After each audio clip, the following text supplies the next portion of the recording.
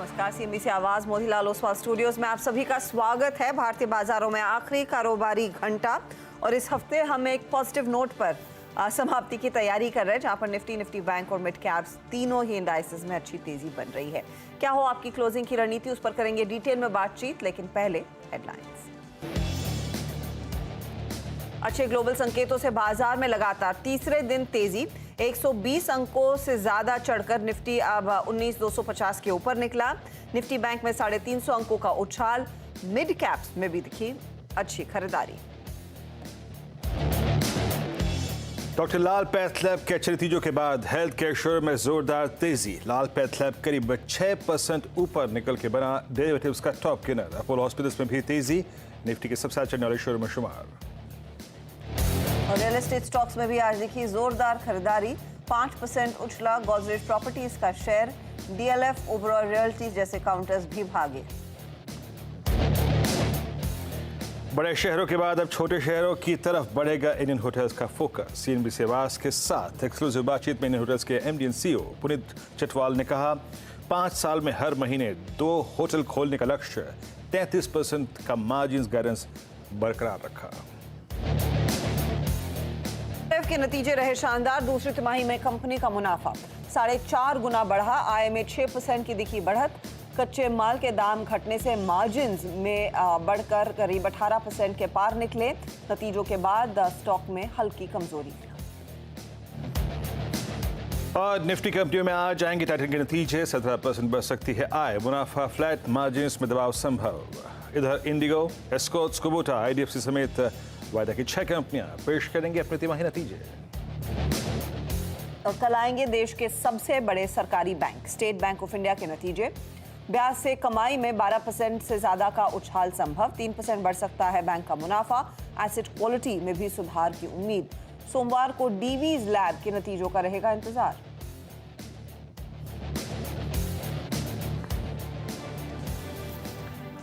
तो भारतीय बाजारों में आज दिन भर खरीदारी का ही जोश बनता और दिखाई दिया है। कमाई के अड्डे में आज बात करेंगे कि आज की क्लोजिंग कितनी इंपॉर्टेंट है यहां से अगले हफ्ते, दिवाली वाले हफ्ते में मोमेंटम को बरकरार रखने के लिए। गुड आफ्टरनून, मैं हूं हर्षिता, मेरे साथ जुड़ रहे हैं वीरू।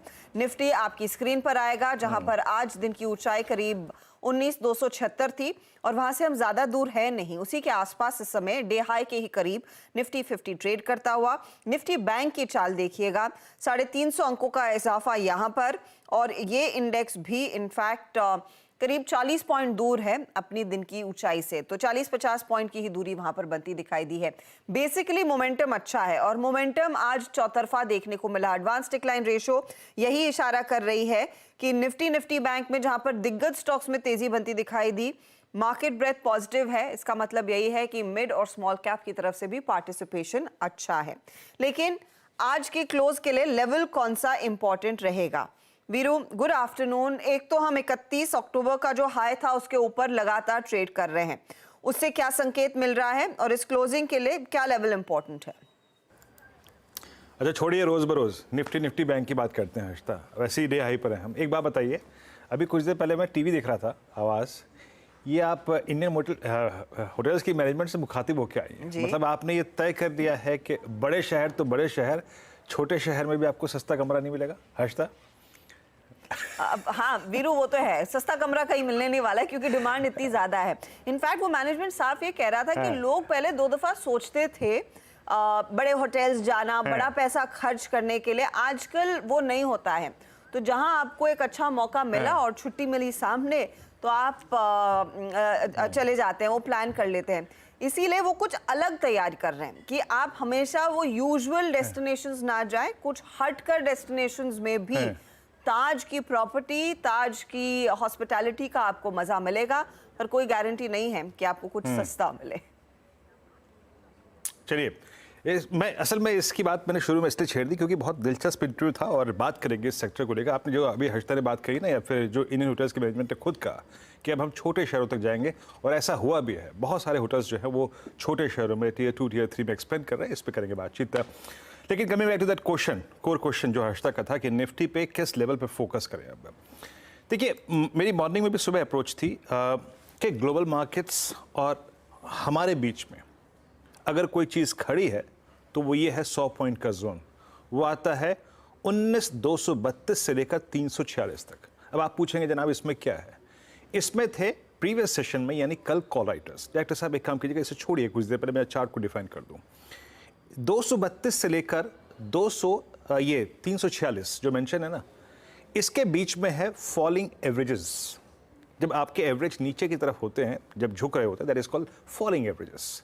और उसमें आखिरी एवरेज आता है 20-डे एक्सपोनेंशियल मूविंग एवरेज, क्योंकि टेक्निकल्स में सिखाया जाता है दैट क्लासिकल 20-डे एक्सपोनेंशियल मूविंग एवरेज रिवर्सल सबसे भयभीत करने वाली चीज़ होती है, किसी भी अपसाइड को रेस्ट्रिक्ट करती है। तो यकीन मानिए ग्लोबल मार्केट्स की तेज़ी और हमारे बीच में ये 100 पॉइंट बहुत क्रिटिकल है। तो क्या डर के हट जाएं, बैकफुट पे जाएं? मेरे ख्याल से नहीं जाना चाहिए, क्योंकि यहाँ पे वैल्यू एट रिस्क तो है, बट अगर वो कट गया तो बाइसेक्ट हो गया तो रिवॉर्ड भी काफ़ी अच्छा खासा है।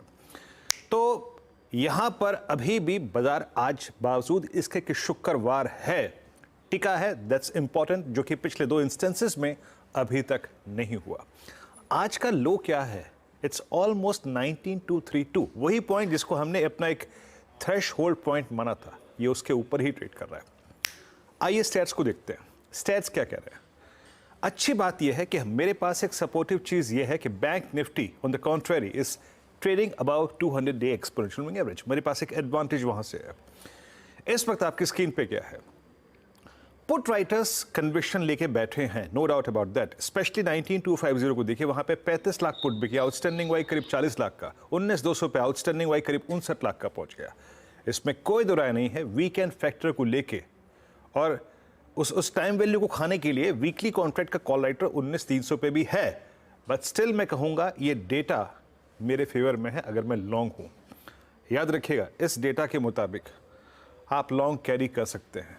अभी मतलब 2:04 पे कोई ट्रेड नहीं है, फ्रेश ट्रेड नहीं है। अगर बट आपने सुबह लॉन्ग किया है या फिर अगर आप पिछले सेशन से लॉन्ग लेके आ रहे हैं, तो आपको थोड़ा धैर्य रखकर, थोड़ा रिस्क लेकर कैरी करनी चाहिए पोजीशन। मेरे ख्याल से अगर याद रखिएगा, निफ्टी का एक एवरेज आता है, परसिस्ट करता है, और वो है 100 डे में, वो है करीब करीब 19,285। अगर वो बाइसेक्ट हुआ तो अ स्विंग टुवर्ड्स 346 पॉसिबल लगता है। और एक और चीज़, जो लोग ऑप्शंस में काम करते हैं वो 19,300 की कॉल लेके वीकली कॉन्ट्रैक्ट की 19,500 की कॉल, मेरे ख्याल से वो स्प्रेड 100 में बनेगी, वो भी क्रिएट कर सकते हैं। Now coming back to Bank Nifty. Harshada, Bank Nifty ने आज क्या किया? सुबह के डायरेक्टर साहब मॉर्निंग के लेवल लेके आइएगा, क्या बात हुई थी?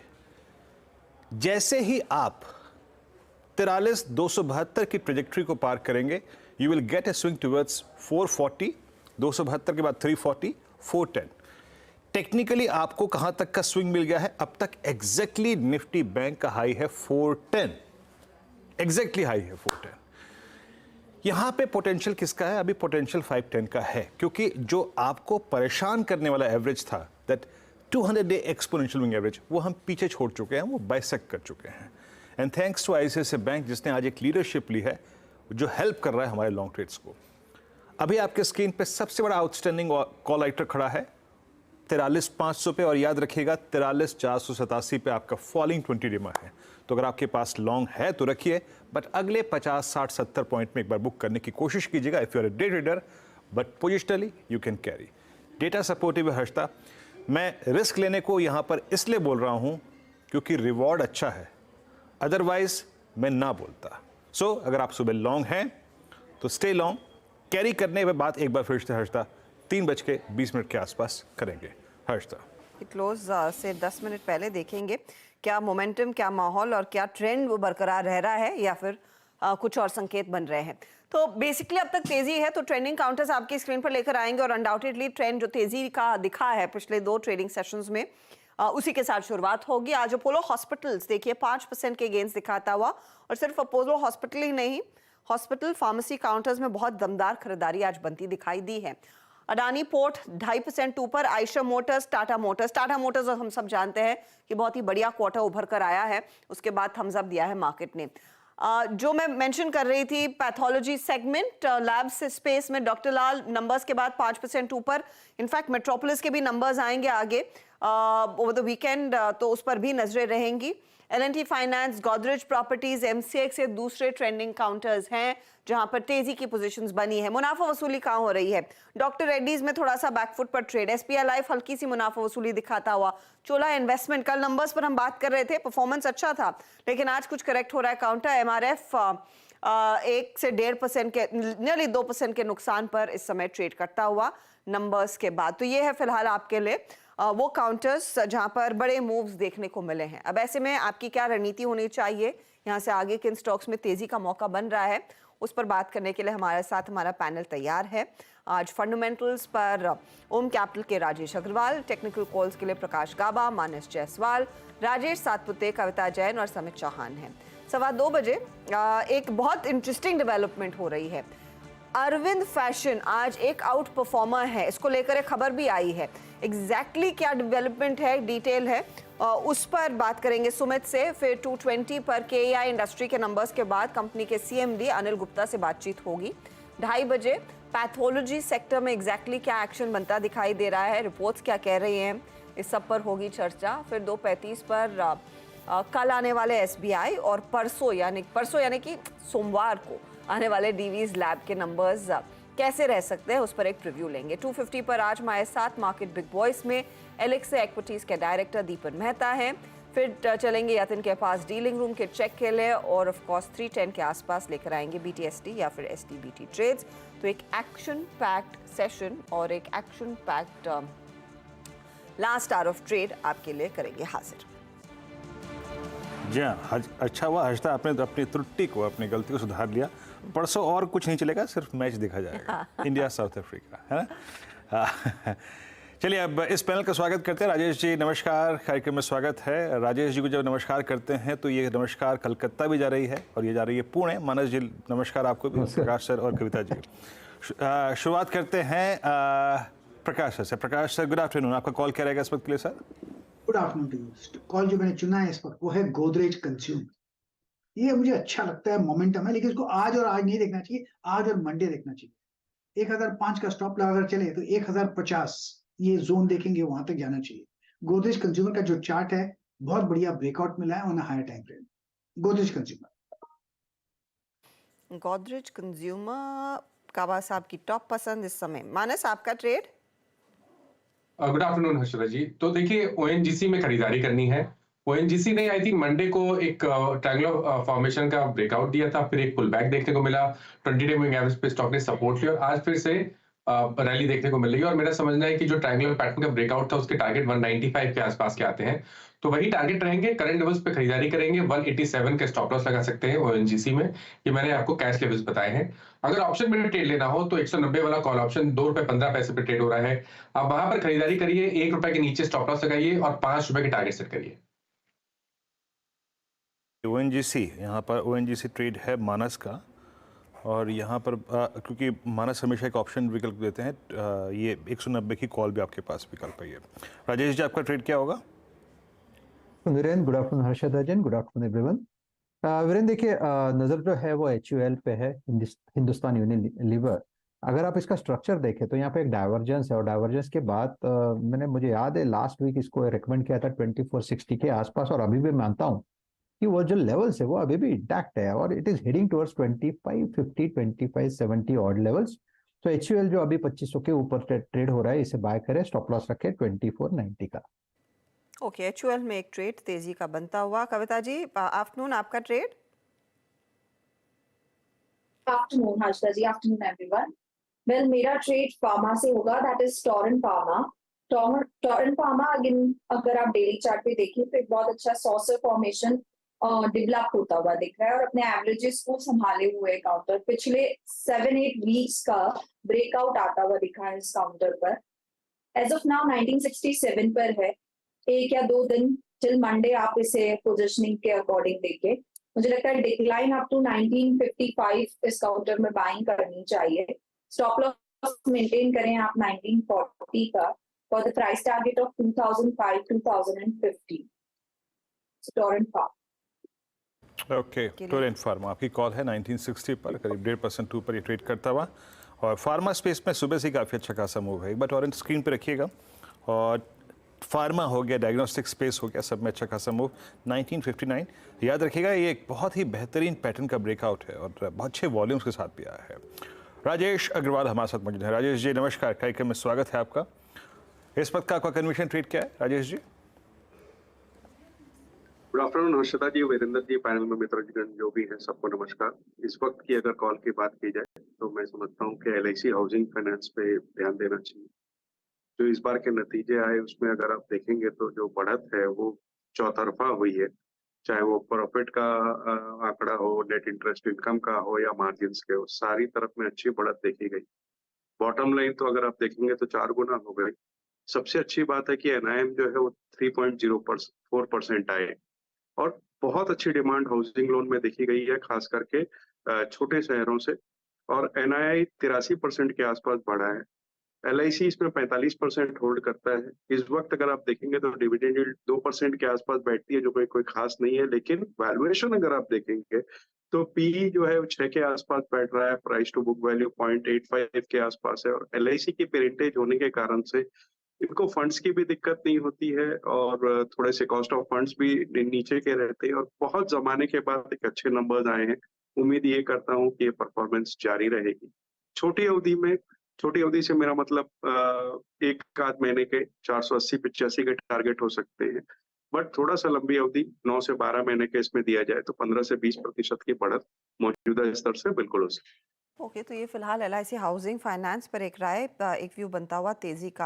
अच्छा, अब NBFC स्पेस आपकी स्क्रीन पर लेकर आएंगे। आज भले ही चोला थोड़ा सा करेक्ट कर रहा हो, लेकिन आप देखिए L&T financial holdings top trades में शामिल, 5.5% का इजाफा इधर।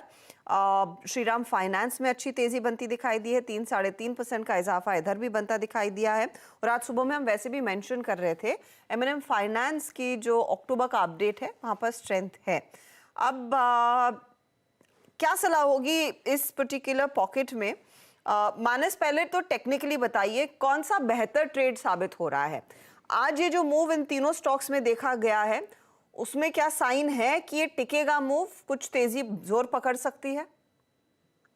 देखिए, मॉर्निंग में L&T फाइनेंस होल्डिंग की बात हुई थी, वहां पर एक बाय रिकमेंडेशन भी मैंने सजेस्ट किया था, क्योंकि लग रहा था कि शायद अभी एक ब्रेकआउट देखने के बाद 142 और 144 के भाव देखने को मिलेंगे, तो 142 के भाव तो ऑलमोस्ट आ गए हैं।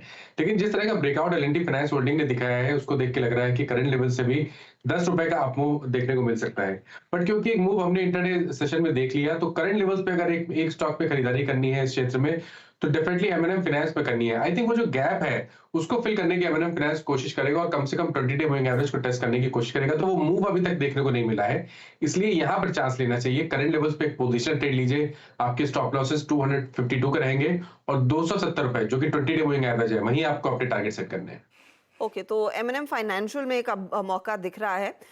राजेश जी, चोला के नंबर्स पर जो कमेंट्री आई, खासतौर से NPA की जो चिंता बाजार इस समय पड़ रहा है, उस पर आपकी एनालिसिस क्या कहती है? ये वैसे भी तो एक आउट परफॉर्मिंग काउंटर रहा है, लेकिन हाँ, जैसे कल भी हम मेंशन कर रहे थे, पिछले 1-1.5 महीने में श्रीराम फाइनेंस ने इसकी तुलना में ज्यादा बेहतर प्रदर्शन दिखाया। जो लॉन्ग टर्म व्यूअर्स हैं या फिर लॉन्ग टर्म निवेशक है चोला के, उनके लिए क्या कुछ writing in between the lines है जिसको लेकर थोड़ा सा सतर्क होने की जरूरत है? देखिए, जो कमेंट्री आई उसके बाद जो गिरावट देखने को मिल रही है, मैं समझता हूँ कि वो एक तरीके से ट्रिगर हुई है, क्योंकि अगर आप देखो तो चोला इन्वेस्टमेंट की पिछले एक आध क्वार्टर की जो मूवमेंट आई है, बहुत अच्छी बढ़त दिखाई दी स्टॉक में और वहां से थोड़ा करेक्ट कर रहा है। किसी भी कारण से ये स्टॉक अगर 1050, 1080 के लेवल्स तक आता है तो मैं समझता हूँ कि मध्यम से लंबी अवधि के निवेशकों के लिए खरीदारी का जोन होगा। नंबर्स ठीक ठाक आए थे, थोड़ी सी जो कमेंट्री में दिक्कत आई है उस कारण से करेक्ट हो रहा है। लेकिन अगर स्पेस में किसी को निवेश करना हो थोड़ी लंबी अवधि के लिए, तो हमारी राय थोड़ी सी जुदा है। हम इसमें टॉप लेवल में तो माने टॉप रैंक काउंटर में बजाज फिनसर्व रिकमेंड कर रहे हैं, क्योंकि बजाज फाइनेंस की होल्डिंग कंपनी है, उसके अलावा इंश्योरेंस के वेंचर्स है, उनकी खुद की जो NBFC अच्छी खासी चल रही है, एसेट क्वालिटी अच्छी है। और उसके अलावा अगर छोटे काउंटर्स की बात की जाए तो मैं समझता हूँ कि पूना वाला पे ध्यान देना चाहिए और थोड़ा लंबी अवधि से मतलब है 4-5 साल की अवधि का कोई हो तो जियो फाइनेंशियल, ये 2-3 काउंटर्स है जो हमने हमारे क्लाइंटों को रिकमेंड कर रखा है। और याद रखिएगा जियो फाइनेंशियल सर्विसेज का यहाँ पे जिक्र हुआ, इट्स नाउ T219। ये इसी समूह की कंपनी है जिस समूह का स्वामित्व प्रबंधन रिलायंस इंडस्ट्रीज़ के हाथ में है, उनकी NBFC शाखा है। तो किसी भी प्रकार का व्यू यहाँ पे शेयर किया जाए, कंस्ट्रक्टिव, पॉजिटिव, प्लीज़ एक निजी राय जरूर सम्मिलित रखें और एक निजी राय जरूर इसमें जोड़ के चलें। अच्छा, अब कुछ इंट्राडे ट्रेड्स पे आते हैं क्लोजिंग के पर्सपेक्टिव से। डायरेक्टर साहब स्क्रीन पे आके रखिए एक बार 250 के कॉल ऑप्शन ग्रेनुअल्स का। मानस, कभी कभी मैं आई थिंक आपसे कहता हूँ कि थोड़ा ट्रेड्स को प्रीएम्प्ट करते हैं, प्रीएम्प्ट करने में फ़ायदा होता है। इसी ट्रेड को हमने प्रीएम्प्ट किया था 317 पे, स्विंग अच्छा मिला। 350 पे ये जो कॉल है ट्रेड कर रही है नवंबर की करीब 10 रुपये 85 पैसे पे। मानस, ये अप्रॉक्सीमेटली जनवरी 2021 से आ रही चैनल का ब्रेकआउट होगा, फॉलिंग चैनल का। क्या थोड़ा प्रीएम्प्ट करें 1085 पर?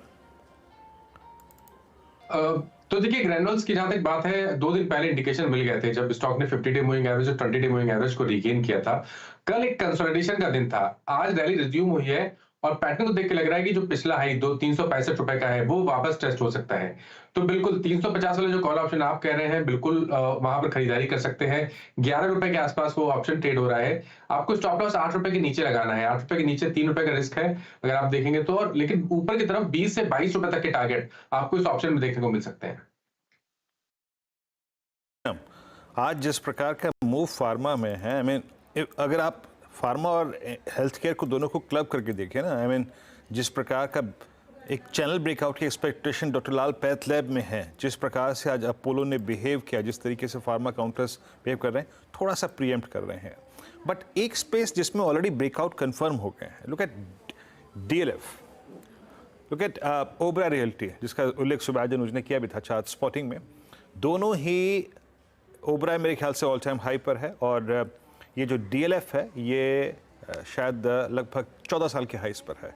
राजेश जी, इनमें से क्या ट्रेड पिक करेंगे जो कि अभी भी आप कैरी कर सकते हैं? और प्लीज़ दोनों की कोई कॉल ऑप्शन रिकमेंड कीजिएगा। सतपुते जी। मुझे अच्छा वीरेंद्र जी, देखिए मुझे लगता है कि ओबेरॉय में हमने जो बात की थी, मुझे याद है 1-2 दिन पहले बात की थी जब ये करीबन 1150 के आसपास था और हमने एक टारगेट सेट किया था 1220 का। वो आज अचीव हुआ है, लेकिन थोड़ा सा मुझे लगता है कि यहाँ पे मैं ये कहूँगा कि टेक्निकली ओवरबॉट है। तो मैं यहाँ पे ओबेरॉय में तो डेफिनेटली वेट करूंगा, लेकिन DLF में थोड़ा और खिंचाव हो सकता है। प्रोबेबली 600 को पार करके 610 तक जाएगा, तो DLF में ही काम कर सकते हैं। लेकिन DLF का अगर कॉल लेना है तो देखिए ATM कॉल जो है DLF का वो करीबन 12 रुपए के आसपास है। तो आई थिंक एक मोमेंटम ट्रेडर जो है उसके लिए ये ठीक रहेगा DLF का ATM कॉल 600 का जो करीबन 12 के आसपास है, इससे बाय करे, 2-2.5 रुपए का स्टॉप लॉस मेंटेन करे और सामने टारगेट सेट करे करीबन 18 का। That is what is visible on the chart. तो 18 का टारगेट लेके ये जो 600 का कॉल ऑप्शन है DLF का, हम इसे बाय कर सकते हैं। ओके, तो ये DLF पर एक व्यू बनता हुआ एक अच्छा मोमेंटम इनफैक्ट इस पूरे हफ्ते हमने देखा है, इन रियल एस्टेट काउंटर्स में देखने को मिला है। चलिए अब बात करते हैं कुछ इंपॉर्टेंट मूव्स की, और एक स्टॉक आपकी स्क्रीन पर लेकर आता है अरविंद फैशन का, जिसमें आज 7% की तेजी देखने को मिली है। दरअसल कंपनी ने अपनी सब्सिडरी अरविंद ब्यूटी ब्रांड्स को रिलायंस रिटेल को बेच दिया है। अब इस डील को लेकर कितना फायदा होगा, किस प्राइसिंग पर यह डील हुई है, और मेरा सवाल तो पहले था कि अरविंद के पास कौन सा ब्यूटी ब्रांड है, तो सारे डिटेल्स के लिए सुमित हमारे साथ हैं। सुमित बताइए। मतलब ये हिडन ब्यूटी ब्रांड था जो कि इनके पास था, और बहुत ही प्रसिद्ध ब्यूटी ब्रांड। तो किसी ने सोचा नहीं था कि जो ब्यूटी ब्रांड उन्होंने बेचा है वो है सिफोरा। आमतौर पे आप जब मॉल में जाते होंगे तो आपको ये ब्रांड दिखाई पड़ता होगा और बहुचर्चित ब्रांड है, काफ़ी ज़्यादा इसकी चर्चा भी होती है, और वो अरविंद फैशन के अंडर में आता है। दरअसल इन्होंने ये ब्रांड को बेचा है। ये ब्रांड अब गया है रिलायंस रिटेल वेंचर की एक आर्म के पास। रिलायंस ब्यूटी को इन्होंने ये पूरी डील हुई है, और अरविंद फैशन ने ये डील रिलायंस रिटेल के साथ जो की है उसमें करीब करीब 200 करोड़ रुपए, 216 करोड़ रुपए की एंटरप्राइज वैल्यू पे ये डील होते हुए दिखाई पड़ी है। इस डील से जो रकम आएगी वो रकम का इस्तेमाल अरविंद फैशन करेगा अपने डेट के रीपेमेंट को लेकर। अरविंद फैशन के ऊपर करीब करीब 1250 करोड़ रुपए के आसपास का डेट है, और रफली 150 करोड़ रुपए के आसपास की साल की ये ब्याज की अदायगी करते हैं। तो इस पूरी डील से एक अनुमान लगाया जा रहा है कि मोटा मोटा इन्हें 20 करोड़ रुपए के आसपास की सेविंग होते हुए दिखाई पड़ेगी सालाना ब्याज दरों के ऊपर, ब्याज के खर्च के ऊपर। अब सिफोरा ये वैसे तो लुई विटॉन का ब्रांड है और इंडिया में मास्टर फ्रेंचाइजी के तौर पर इस पर कामकाज होता है। सो वो राइट्स अब यहाँ से रिलायंस के पास चले आए हैं। अरविंद ब्यूटी क्यों इतना इंपॉर्टेंट ब्रांड है और क्यों ये अरविंद फैशन के लिए इतना इंपॉर्टेंट रहा है। अरविंद फैशन में तेजी इसलिए क्योंकि इन्होंने डेट रीपेमेंट करेगा और इनके पास से ये बिजनेस वैसे एक्चुअल में नेट लॉस मेकिंग है, लेकिन ईबिटा फ्रंट पर बढ़िया नंबर देता है। तो अरविंद फैशन की कुल आय का 8% हिस्सा यहां से आता है। कुल नेटवर्थ का अगर देखें तो 1%, 10-11 हज़ार करोड़ रुपए के आसपास की नेटवर्थ है, उसका 1% के आसपास का हिस्सा ये है। 38% ग्रॉस मार्जिन पे कंपनी कामकाज करती है। तो ये रिलायंस रिटेल वेंचर के लिए इसलिए बेनिफिशियरी की बड़े ग्रॉस मार्जिन पे कंपनी ट्रेड करती है। 9% की CAGR से ऑलरेडी इस ब्रांड ने एक अच्छी ग्रोथ दिखाई है पिछले 3 से 4 सालों के अंदर। प्लस करीब 53 साल पुराना ब्रांड है सेफोरा, जो लुई विटॉन के पास था। भारत में भले अभी आया, लेकिन बहुत समय से ये कामकाज कर रहा है और 70 से ज़्यादा प्रोडक्ट्स इस कंपनी के पास है, जो कि अलग अलग कैटेगरीज में ये डिवाइडेड है। सो एक बढ़िया ब्रांड जो कि अरविंद के हाथ से अब निकल के रिलायंस रिटेल के पास जा रहा है, लेकिन अरविंद के केस में क्योंकि डेट रीपेमेंट होगा, इस लिहाज से स्टॉक को एक अच्छा चीयर होता हुआ दिखाई पड़ रहा है। और प्लस एक अच्छी वैल्यूएशन आ गई, क्योंकि इस तरह की ब्रांड को, ये जो कंपनी के लिए सबसे छोटा रेवेन्यू जनरेटिंग बिजनेस था, उसको इस तरह का वैल्यूएशन मिला है। तो जो कंपनी के हायर रेवेन्यू जनरेटिंग सेगमेंट्स हैं, उनका किस तरह का एक रेवेन्यू या वैल्यूएशन होगा, उसको इवेलुएट कर रहा है मार्केट, और शायद इसीलिए अच्छी तेजी यहाँ पर आते हुए दिखाई पड़ रही है। बहुत इंटरेस्टिंग डेवलपमेंट ये अरविंद के लिए। ऑफ कोर्स उनके हाथ वो पैसा लगेगा, लेकिन सेफोरा जैसा फुटप्रिंट भी दरअसल रिलायंस ब्यूटी के अंदर आता हुआ दिखाई देगा। अग्रवाल साहब, आपकी एनालिसिस क्या है? ऑफ कोर्स अरविंद के लिए तो सीधा सीधा गिव एंड टेक वाला मामला है, लेकिन जिस तरह से रिलायंस रिटेल अपनी पकड़ अलग अलग कैटेगरीज में मजबूत कर रहा है, उस पर अगर आप कोई टिप्पणी करना चाहें तो बताएं।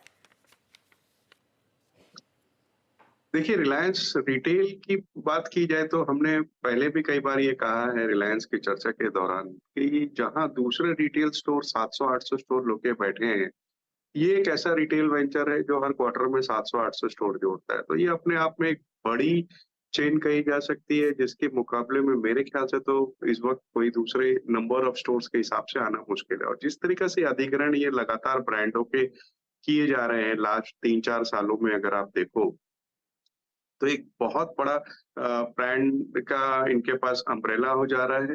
दूसरे जो GMV के हिसाब से रिटेल में कैलकुलेशन होती है ग्रॉस मर्चेंडाइज वैल्यू के हिसाब से, वो इनकी एक बहुत बड़ी उपलब्धि हो जाएगी। तीसरे सबसे बड़ी बात है कि जो मैनेजमेंट है वो क्लियर है विजन में कि उनको क्या करना है। मुझे लगता है कि ये बहुत अंडरवैल्यूड माने अगर सब्सिडियरी के हिसाब से देखे जाए तो जब भी ये डिमर्जर वगैरह की कोई भी कॉर्पोरेट एक्शन की बात होगी, तो एक बड़ा उछाल रिलायंस में देखने को इस वजह से मिल सकता है क्योंकि रिलायंस रिटेल और जियो ये 2 चीजें बहुत वैल्यू रखती है। दूसरे अगर आप देखो तो जिस तरीके की पकड़ रिलायंस रिटेल बनाई जा रहा है, मुझे लगता है, और जो इन्होंने अभी बायबैक करी नॉन प्रमोटर शेयर होल्डर के जो करी, वो भी इनके एक बड़ी अपॉर्चुनिटी दे रहा है। कुछ बड़े नाम इन्होंने इसमें इन्वेस्ट किए हैं, कुछ स्टेक बेचे हैं इन्होंने पिछले कुछ दिनों में। तो ये सारी चीजें रिलायंस रिटेल के लिए तो बहुत पॉजिटिव है। अब आते हैं अरविंद फैशन पे, तो जो जैसे अभी सुमित बता रहे थे कि 216 करोड़ रुपए इनके इनकमिंग होंगे, जिससे 15-20 करोड़ रुपए के आसपास का ब्याज का खर्चा इनका कम होगा। तो मार्केट ने उसे हाथों हाथ लिया है और हम देख रहे हैं करीब 6-7% की तेजी स्टॉक में बनी हुई है। कोई गिरावट आती है 320-25 के आसपास तो नई खरीदारी की सलाह रहेगी। इस वक्त नई खरीदारी न करें, जिसके पास होल्डिंग पोजीशन बनी हुई है वो बने रहे। ओके, चलिए, तो अरविंद फैशंस पे ये आपका व्यू था आपकी स्क्रीन पे। अब यहाँ से थोड़ा सा हटते हैं और जरा एक स्क्रीन पे स्टॉक लेके आई, दैट्स KI इंडस्ट्रीज़। कुछ देर में हम इसकी मैनेजमेंट से मुखातिब होंगे, अभी बातचीत करेंगे, और करीब 2575 पे। एंड क्या क्या ड्रीम रन रहा है स्टॉक के लिए। स्क्रीन पे भाव लेके आएंगे जरा एक बार। और जो आपने ये CY21 में, पोस्ट कोविड 22 में, 23 में एंसिलरीज में, रियल एस्टेट एंसिलरीज में मूव देखा है, उसका एक बहुत ही बड़ा, अगर आप देखें तो कहीं ना कहीं संकेत आपको यहाँ से भी मिलेगा। हमारे साथ इस पर बातचीत करने के लिए श्री अनिल गुप्ता, CMD के इंडस्ट्रीज़ के जुड़ चुके हैं। सर नमस्कार, कार्यक्रम में स्वागत है आपका। नंबर्स अच्छे थे आपके सर, और आपका ऑपरेटिंग रेवेन्यू करीब 21% बना है, मुनाफे में अच्छी खासी ग्रोथ है यहाँ पर। एग्जैक्टली सर, डिमांड सिनारियो इस वक्त है कैसा, स्थिति कैसी है? और रियल एस्टेट काफ़ी अच्छा कर रहा है, आपके पैरेलली सारी की सारी real estate company all time high पे है, रेवेन्यू अच्छे हैं, बॉटम लाइन अच्छा है, वो हेल्दी एनवायरनमेंट यहाँ भी परसिस्ट कर रहा है सर, और स्पेशली केबल सेगमेंट को लेकर आपका आउटलुक? धन्यवाद मुझे अपने शो में बुलाने के लिए। आपका कहना बिल्कुल ठीक है कि रियल एस्टेट काफी अच्छा परफॉर्म कर रहा है, बट रियल एस्टेट के अलावा जो इंफ्रास्ट्रक्चर सेक्टर है या इंडस्ट्रीज हैं, उनमें अच्छा ट्रैक्शन है। अच्छी खासी डिमांड मेंटेन्ड है, और specially from the solar power projects, solar developers, transmission and distribution sector of power sector, and industries like steel, cement, इनमें सब में अच्छी इन्वेस्टमेंट्स आ रही हैं। एंड जो इंफ्रास्ट्रक्चर प्रोजेक्ट्स हैं, जैसे मेट्रो प्रोजेक्ट्स या रेलवेज के प्रोजेक्ट्स हैं, इनमें अच्छी खासी डिमांड है, और मैं समझता हूं कि ये जो इंफ्रा पाइपलाइन है ये बनी रहेगी। इसका इम्पैक्ट जो है, अभी जो विजिबिलिटी है अगले कई साल तक बनी रहेगी। तो डिमांड दूसरा, हमारी कंपनी ने पिछले कुछ सालों में एक्सपोर्ट में काफ़ी वर्क किया है, एक्सपोर्ट सर्टिफिकेशंस दूसरे कंट्रीज में काफ़ी लिए हैं, एंड उसका असर जो है आने वाले इस साल में भी और आने वाले सालों में भी अच्छा देखने को मिलेगा। अब अच्छा, मैं सर आपसे एक सीधा सवाल पूछना चाहती हूँ। आपने गाइड किया था कि करीब करीब रेवेन्यू ग्रोथ 16 से 17% तक की रहेगी और रफली 8,000 करोड़ वो आंकड़ा आता है। आपकी करंट रन रेट क्या है? इस क्वार्टर को आपने किस लेवल पर छोड़ा है और क्या वो इजीली अचीवेबल है by the end of the year? First half में हमारा जो 6 महीनों का जो ग्रोथ है वो 17.1% रहा है, और मैं समझता हूं कि ये रन रेट मेंटेन रहेगा, और जो हमारा गाइडेंस है हम उसके आसपास जरूर आएंगे। गाइडेंस को आप इजीली हासिल कर लेंगे। आपका जो केबल बिजनेस है उसमें एक्स्ट्रा हाई वोल्टेज साइड पर मैं देख रही हूँ एक्सपोनेंशियल ग्रोथ है, नियरली 4 टाइम्स की ग्रोथ। ये क्या आगे और बढ़ने के आसार बनते दिखाई दे रहे हैं, और लार्जली केबल सेगमेंट को लेकर आप कितने ऑप्टिमिस्टिक हैं बिजनेस ग्रोथ में? देखिए, extra high voltage cable normally underground power transmission का एक हिस्सा है। ऐसा नहीं है कि इसमें 4 गुना ग्रोथ आ गई है। ये पिछले एक क्वार्टर में या पिछले 2 क्वार्टर्स में काफी सारे प्रोजेक्ट्स के जो केबल्स बनाए थे वो रुके हुए थे, बिकॉज उन कस्टमर से या उन यूटिलिटी से क्लियरेंसेस नहीं थे, और ROW की इश्यूज की वजह से। तो वो मैंने पिछले क्वार्टर में भी ये कमेंट्री में कहा था कि ये सब क्लियर हो जाएंगे, और इसका इमीडिएटली इम्पैक्ट इस क्वार्टर में देखने को मिला। और जो गाइडेंस है ये एक्स्ट्रा हाई वोल्टेज केबल का, वो 500 से 600 करोड़ का है पूरे साल का, और वो वही आएगा पूरे साल में। ओके सर, मार्जिन्स की trajectory for the full year आप yes please go ahead sir. अपने जवाब को आप जारी रख सकते हैं प्लीज। जहां तक कि केबल्स की डिमांड का सवाल है, डिमांड सिनेरियो अच्छा है, मैंने अभी कहा, और ये ऐसा लगता है कि ये मेंटेन रहेगा। हाँ जी, अब आप मार्जिन्स की ट्रैजेक्टरी क्या बिलीव करते हैं? फुल ईयर एग्जिट कहाँ पे होगा मार्जिन्स? वही 11-12% की ट्रैजेक्टरी, 10.5-11-12 कि इस क्वार्टर में हमने 10.87% EBITDA अचीव किया है, जो पिछले क्वार्टर से 0.4% के करीब ज्यादा है। और मैं समझता हूं कि जो हमने जो 10.5 से 11% का जो मार्जिन प्रोजेक्ट किया था पूरे साल का, हम उसमें जो 10.87 तक पहुंचे हैं, और मैं समझता हूं कि ये मेंटेन करेंगे इसको पूरे साल में। ओके, चलिए सर बहुत बहुत शुक्रिया गुप्ता जी, आप इस कार्यक्रम में शामिल हुए। अमूमन हमने सारे सेक्टर्स को, सारे सेगमेंट्स को लेकर और बॉटम लाइन को लेकर, टॉप लाइन को लेकर बातचीत करी। बहुत बहुत शुक्रिया sir, and best of luck for next quarter. और आपको अग्रिम दीपावली की शुभकामनाएं सर, हमारी तरफ से, हमारी पूरी टीम की तरफ से। Thank you.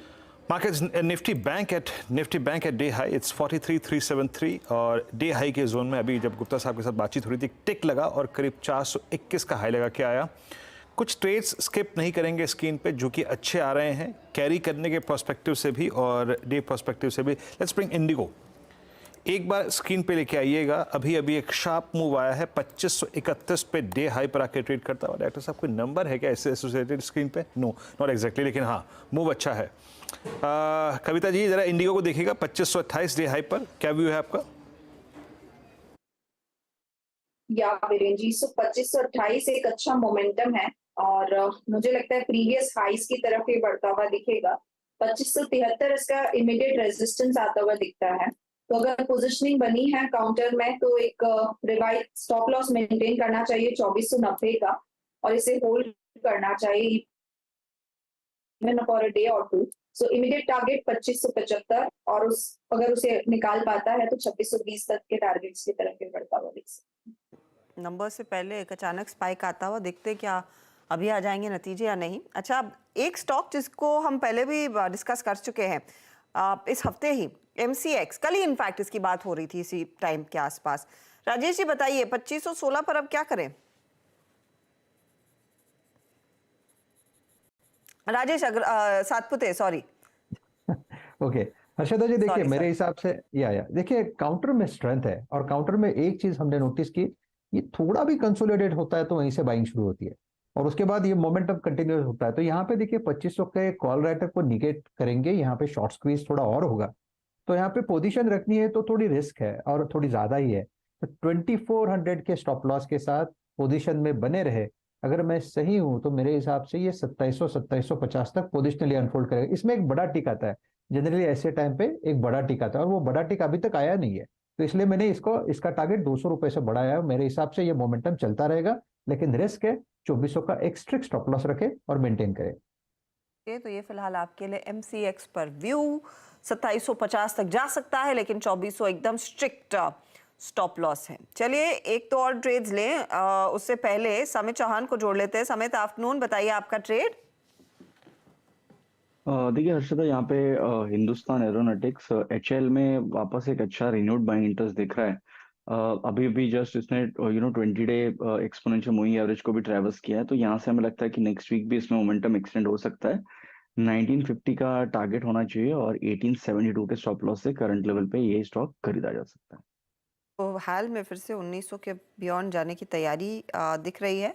स्टॉक आपके सामने 2-2.25% ऊपर है। इनफैक्ट एक चीज़ हुई है, ये जो फिर से रिकवरी लौटी है मार्केट में, ये कई सारी PSU कंपनियों में खरीदारी आती हुई। अब आप देखिए ONGC का जिक्र वैसे भी माइनस कर रहे थे। कोल इंडिया में तेजी है, कल GMDC की धुलाई हुई, आज 1% ऊपर है। MRPL, चेन्नई पेट्रो अच्छे नंबर्स आए, वहां पर तेजी बनती दिखाई दी। हैल जैसे काउंटर्स, इरकॉन जैसे काउंटर्स, इन सब में थोड़ा थोड़ा करके तेजी की पोजीशंस बनती दिखाई दी हैं। अच्छा, एक स्टॉक आपकी स्क्रीन पर लाते हैं राजेश जी। इस पर राजेश अग्रवाल साहब, इथॉस देखा है क्या आपने? अब इथॉस वो ब्रांडेड घड़ियों के बिजनेस में, और ये सीजन है त्योहार का गिफ्ट लेने और देने का। 4% ऊपर, अचानक इसमें तेजी आ रही है। देखिए, ट्रेडिंग का कोई का नजरिया हो तो मैं समझता हूँ 1850 के टारगेट के साथ यहाँ पोजीशन बनाई जा सकती है, बट इन्वेस्टमेंट की हमारी इसमें कोई राय नहीं है। अगर किसी को घड़ियों में, गिफ्टिंग में, ज्वेलरी में, इसमें ही निवेश करना हो तो व्हाई नॉट टाइटन और सेनको, जो कि मेरे ख्याल से बहुत अच्छा रिटर्न देने की अगर बात की जाए तो जो आज नतीजे आएंगे वो तो अपनी जगह है, लेकिन हमारा अनुमान है कि जो ज्वेलरी वाला बिजनेस है वहाँ बहुत अच्छा ट्रैक्शन देखने को मिलेगा। खास करके अभी आपने पिछले दिनों 8-10 दिन के पहले एक न्यूज आई थी कि इस बार जो शादियां हैं वो बहुत ज्यादा क्वांटिटी में होने वाली, बहुत नंबर्स ज्यादा हैं। तो उसको देखते हुए मुझे लगता है कि ये जो ज्वेलरी बिजनेस डायरेक्टली है, चाहे वो सेनको का हो चाहे टाइटन का हो, यहाँ पे ध्यान देना चाहिए। और मौजूदा स्तर से सेनको में एटलीस्ट मुझे लगता है 900 के टारगेट आ सकते हैं। टाइटन चूंकि लार्ज कैप है, FNO का काउंटर है, तो उतनी बड़ी मूव इतनी जल्दी तो नहीं देगा, बट फिर भी अगर कोई निवेश के लिहाज से रखे तो 3500 3550 के टारगेट आने वाले दिनों में हो सकते हैं। तो टाइटन आप प्रेफर करेंगे? आप बेसिकली कह रहे हैं कि आप ज्वेलरी प्रेफर करेंगे ओवर इथॉस। गाबा साहब, आपका व्यू क्या है? इथॉस जैसा प्ले जो बहुत ही यूनिक प्रोपोजिशन है, चार्ट्स क्या इशारा कर रहे हैं? अब आशीष तो है नहीं, तो मैं इथॉस ही पकड़ूंगा बिल्कुल। क्यों, इसमें आशीष का क्या कनेक्शन है? ज्वेलरी की बात करते हैं, टाइटन की। हाँ, हम इथॉस वो वैसे वीरू भी उसी की बात करते हैं। बिल्कुल बिल्कुल। इथॉस मुझे अच्छा लगता है, वेटफील्ड की सेटअप सही है, करेक्शन आया, खत्म हो गया, अप मूव शुरू हुआ, ट्रेड करा है 1774, स्टॉप होगा 1740, बस टाइट स्टॉप है। लेकिन मुझे लगता है 1875 टू 1900 जोन से वहां तक जाना चाहिए, मैटर ऑफ टाइम, और वहां चला जाएगा तो एक न्यू हाई बन जाएगा, करीब करीब न्यू हाई बन जाएगा और हायर जोन ओपन अप हो जाएंगे। स्ट्रक्चरली इस पे स्ट्रेंथ नजर आती है। यस इथियोस। ओके, तो एक इंटरेस्टिंग ट्रेड बनता हुआ 85 रुपीस की बढ़त, 5% के गेन्स इधर इथॉस में देखने को मिल रहे हैं। अच्छा, कुछ ही देर में 4 का चौका का समय होगा, तो मानस मैं आपसे रिक्वेस्ट कर रही हूँ एक सस्ता ऑप्शन वाला ट्रेड प्लीज तैयार रखिएगा। राजेश सातपुते आपके लिए हम आएंगे एफएनओ सुपरस्टार के लिए। चार्ट का चमत्कार कविता जैन प्लीज आप निकालें, और राजेश अग्रवाल हम 100% श्योर आप एक बढ़िया मड कैप फंडा वैसे भी तैयार करके लाए हैं, लेकिन कुछ ही देर में उस पर आएंगे। तो ये स्टॉक्स आपके लिए हमारे जानकार एकदम तैयार कर रहे हैं। अच्छा, इस बीच इंडेक्स मैं आपको बता दूं 19245 के करीब, और ये निफ्टी की मैं बात कर रही हूँ, और निफ्टी बैंक 43340 पर इस समय कर रहा है कारोबार। लेकिन एक पॉकेट ऑफ स्ट्रेंथ आज बाजार में देखने को मिला है, वो है हॉस्पिटल और साथ ही साथ हेल्थ केयर सेक्टर। और इसमें आप पैथलैब कंपनियां भी जोड़ लीजिए, क्योंकि डॉक्टर लाल पैथलैब के नंबर्स के बाद पूरा पैक अच्छी तेजी में है। अपोलो हॉस्पिटल में खास तौर से आज वो लीडरशिप देखने को मिली, 5% से ज्यादा का इजाफा देखा गया है। ब्रोकरेज हाउसेस भी इसको लेकर बुलिश है।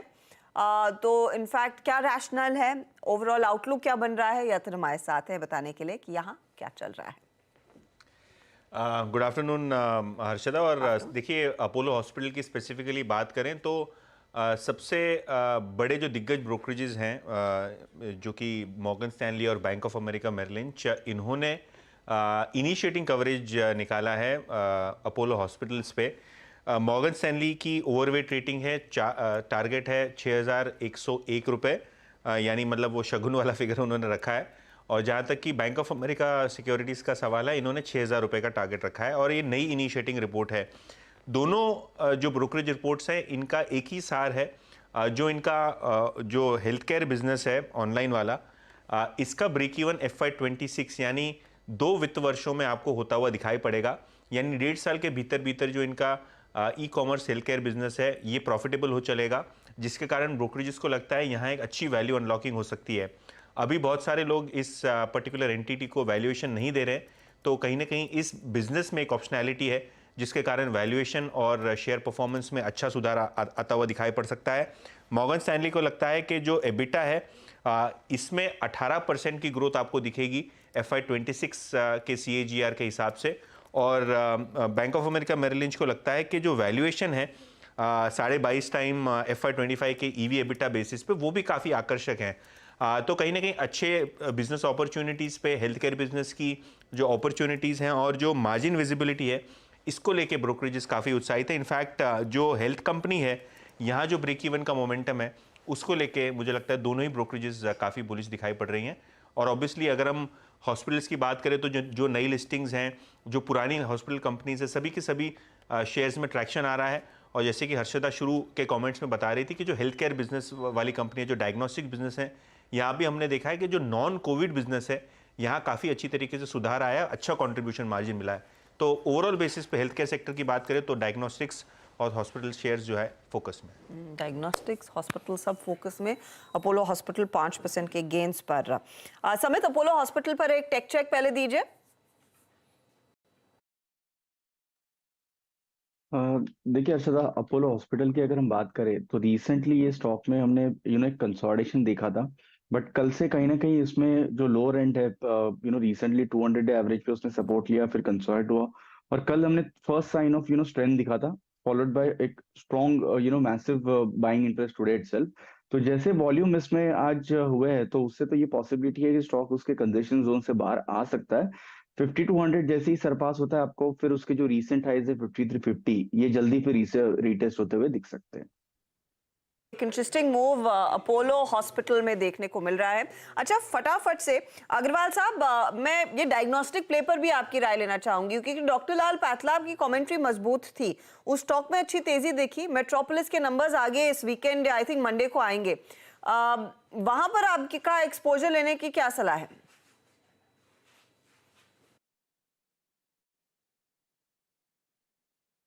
देखिए, अगर आप देखें तो कोविड के बाद ये जितने भी पैथोलॉजिकल स्टॉक्स थे, चाहे वो लाल पैथलैब हो, मेट्रोपोलिस हो, दूसरे हो, सब में जबरदस्त गिरावट देखी।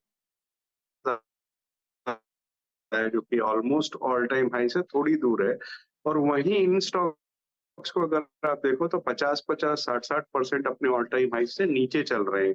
तो ऑब्वियसली वैल्यू तो है, जब चूंकि कोविड, प्री कोविड, कोविड और पोस्ट कोविड की जो अर्निंग्स थे वो आपस में मैच नहीं कर रहे थे, क्योंकि पोस्ट कोविड में ऐसा लगने लगा कि अब उनकी वो कमाई नहीं रही जो कोविड टेस्ट के टाइम पे हो रही थी, इस कारण से ये गिरावट देखने की गई।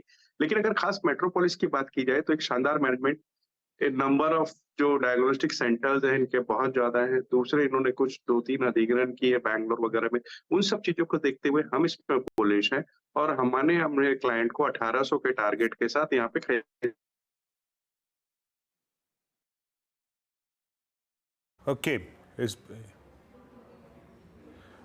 इस बीच एक बार टाइटन के नंबर्स आए आपकी स्क्रीन पर देख लेते हैं। नेट प्रॉफिट करीब करीब यहाँ पर 940 का आंकड़ा है, और यहाँ पे ये जो आंकड़ा है वर्सेस 855, 855 करोड़ के एक्सपेक्टेशन के अगेंस्ट है। एक बार टाइटन का इंटरडे भी रखिएगा तो प्राइमा फेस से अगर आप देखें तो जो फर्स्ट फिगर है बॉटम लाइन की, वो टाइटन में हमारी स्ट्रीट के एक्सपेक्टेशन से काफ़ी अच्छी खासी है। और यहाँ पे बॉटम लाइन, अगर आप टॉप लाइन माफ़ कीजिएगा, 10,210 से अगर आप देखें तो करीब 11,660, यानी यहाँ पे करीब 1400 करोड़ रुपए का पॉजिटिव डाइवर्जेंस है।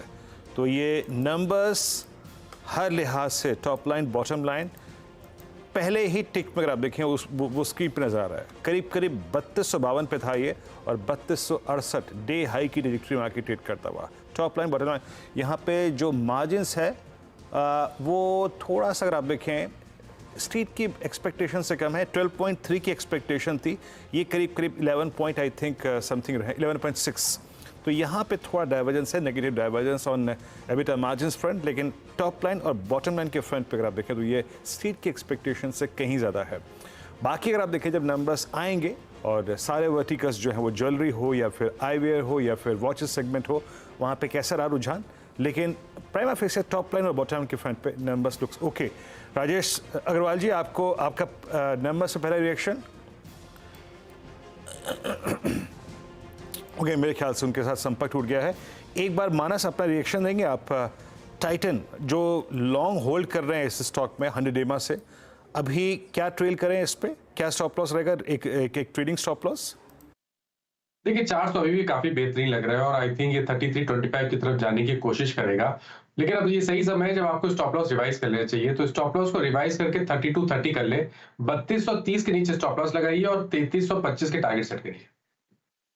ये फिलहाल आपके लिए टाइटन पर व्यू। राजेश अग्रवाल को हम लाइन पर जोड़ेंगे। अच्छा, टाइटन के मार्जिन्स वैसे भी मार्केट एक्सपेक्ट कर रहा था कि दबाव में रहेंगे। 14% से घटकर 12.3% का अनुमान था, उससे ज्यादा प्रेशर देखने को मिला। और आपको याद होगा कल दोपहर आशीष ये मेंशन कर रहे थे कि दरअसल margin year on year decline इसीलिए करेगा क्योंकि वो डायमंड के केस में जो इन्वेंट्री गेन्स का फायदा बनता हुआ दिखाई दिया था पहले पिछले कुछ क्वार्टर्स में, वो इस क्वार्टर में नदारत रहेगा, तो वहां से कोई इन्वेंट्री गेन नहीं आएगी।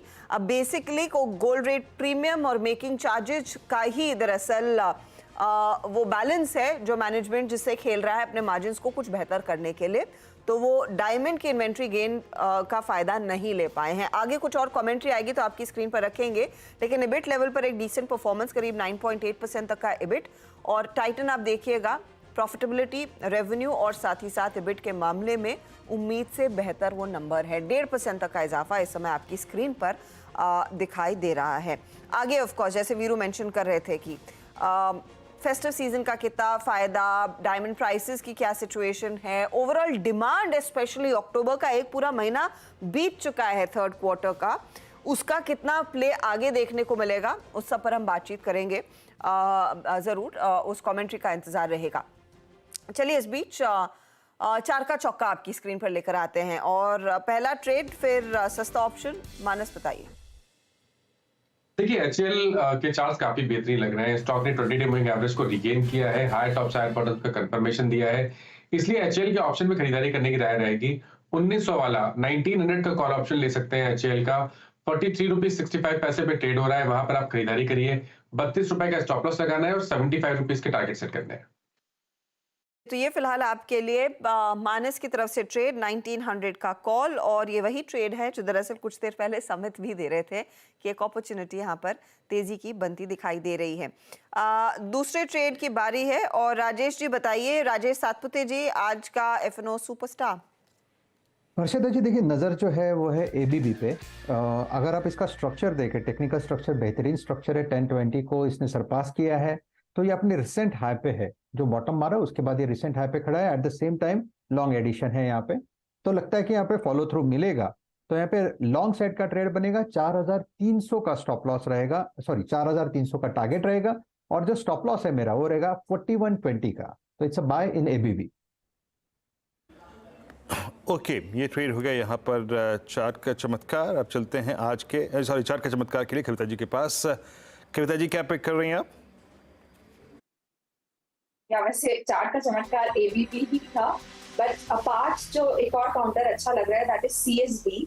सो सीएसबी अपने 20 लेमा को रीगेन करने में है और यहाँ पर एक डाइवर्जेंस बनते हुए दिखा है काउंटर पर।